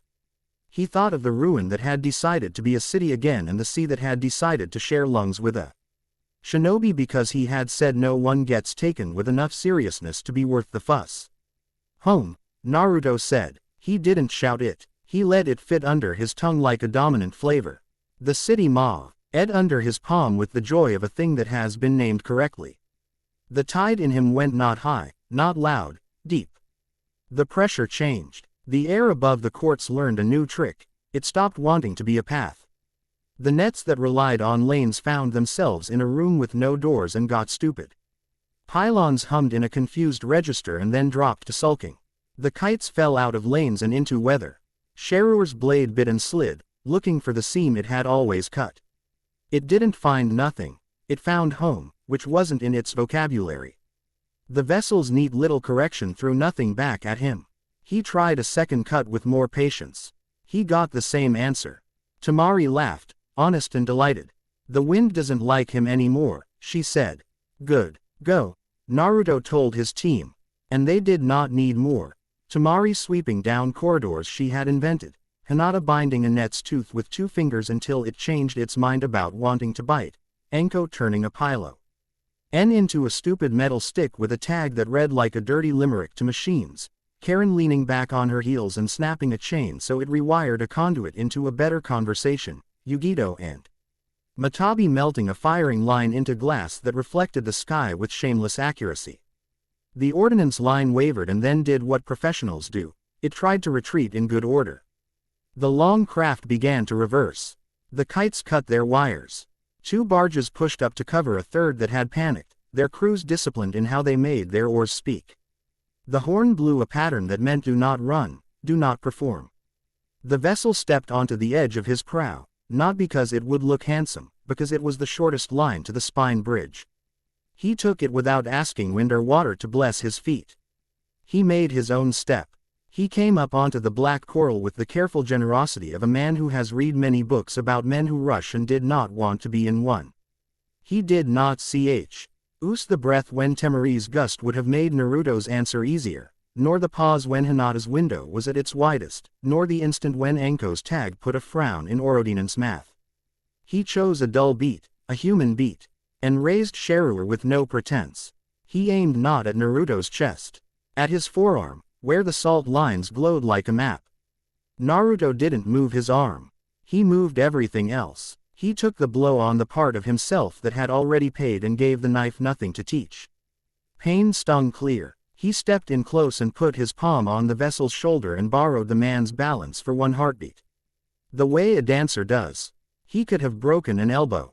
He took the step away instead and made the vessel lean an inch too far over water not friendly to men who think squares belong on oceans. Why? The vessel said, not tight, genuinely curious. End it, and your error decreases. Naruto had learned not to hoard answers for the moments when they would be most cutting. He said it when it mattered. Which was always. Because the point isn't you, he said. It's the men who think the net is law. If I kill you, they build a bigger net. If I break your net, they have to talk to people like Temari. Temari sniffed. They would hate that. The vessel's eyes slid to her in a way, an acknowledgement of a variable he could not derange with a blade. He breathed once and the breath had regret in it. Not for himself, for the tidy line where math used to be. You will fail, he said, as if he had promised himself not to say anything less honest than that. Probably, Naruto said, and smiled. Small and not charming. And then again, and then again. It's how we replace doctrine. The vessel's gaze cut to Hinata. She held it without apology. He looked past her to Yugito, who let Matabi's eyes show for a blink and did not bare teeth. He looked at Anko, who smiled in a way that meant she had already written his eulogy and it was flattering. He looked at Karen, who was biting her thumb again and scowling because she had solved a piece of math and didn't like that it had been necessary. He looked at Temari, who was holding the wind like a leash and thrate. Ning to make it sit with nothing but tone. You are teaching them how to be, he said, and for the first time his voice made a mistake. It envied. Naruto let him see it. The weight and the joy. Home. He did not make Tiamat larger. He let her be exactly as big as a city's ribs and a man's lungs can hold without becoming a statue. The sea moved behind him in a dark line that reached farther than nets, and in the far, far distance. Thunder wrote a polite sentence to which no one had asked permission. The vessel lowered Sheru a degree. We will meet again, he said. It wasn't threat or pledge. It was the way gravity promises the sea. I'll bring lunch, Anko said. You like sandwiches. Do not feed him, Temari said. The horn on the long craft blew the pattern that meant enough. The line turned. The barges angled to screen the retreat. Engineers put their pencils away like knives. The kites stampeded into ordinary air. The white nets that had not drowned themselves were cut loose and saw. NK with the sulky grace of laundry that has decided to be a curtain in a different room. A different horn answered, not ordnance. Out on the black rocks beyond the last coral rib, 3 figures stood with umbrellas. One lifted a hand. It wasn't a greeting. It was a note. We saw. Anko made a face. If Akatsuki sell popcorn after this, I'm stealing some. Let them watch, Temari said. Let everyone watch. We did it in public. That's the point. They worked. It wasn't hero work. It was the kind where your hands get brined and your back complains. Hinata unwound nets that had wedged into stairway. LLS and turned quiet lives into bad geometry. Karen rerouted 3 conduits and shut 2 because the city didn't need them yet. She marked both with a small, private, annoyed heart. Anko gathered bras. Dust back into bottles with the frugal patience of a thief who intends to rob you again later. Yugito went along the outer courts and melted teeth off the nets with long, low breaths while Matabi hummed a lullaby for stressed metal. Temari stood on the crown and shaped the wind into a polite suggestion that if any last nets wanted to come back, they should consider the consequences twice and then go drown. Naruto walked the spine bridge until his calves went sour and put his palm to the mast and then pulled it away and then put it back, the way you do when you are learning how to hold a hand without thinking it will go away. He didn't ask Tiamat to show herself to make a point. She didn't ask to be made into a spectacle. She put her shadow into a sweep of the horizon once, that was all. It filled the sky the way a memory fills a room, made one of the barge captains sit down with a thud and swear he would go home and be kind, and then it was gone. A small contingent of ordnance boats did not run. They didn't strike, either. Their leader stood on his bow and set his heels and shouted something about ethics and divine conduits and the danger of empires of bone. His men didn't cheer. The city breathed under Naruto's hand and the man's voice sounded like a letter written by someone else. Let him finish, Temari said, which was cruel and therefore educational. When he did, she made wind carry his speech back to him in a generous echo so he could hear what it sounded like. He went quiet with the small, private fury of someone who has been made to understand tone. They left, not routed, reluctant, professionals who had found a field that wasn't theirs and wrote a report to that effect in their bones. The city sank. It did it as it had risen, deliberately, without drama. Black coral lowered its shoulders and took quartz back into sleep. Ribs folded in. The mast under Naruto's hand was the last to go. The water climbed his wrist and made his pulse feel like a thing. The sea was borrowing rather than owning. He took his hand away before he became a person standing to his elbow in love and laughed at himself for the thought without denying its shape. On the rock where the tide had chosen to make a bench. Naruto sat because he was allowed. Hinata sat beside him because she intended to be. She pressed her forehead to his shoulder briefly so the salt there would sting and remind him he was in a body. He breathed like a man who paid his bills and was proud of it. Anko flopped down on the other side, wet to the thigh. I stole a net tooth, she announced, triumphant. She held up a small steel diamond. Karen says it's worthless unless I want tetanus.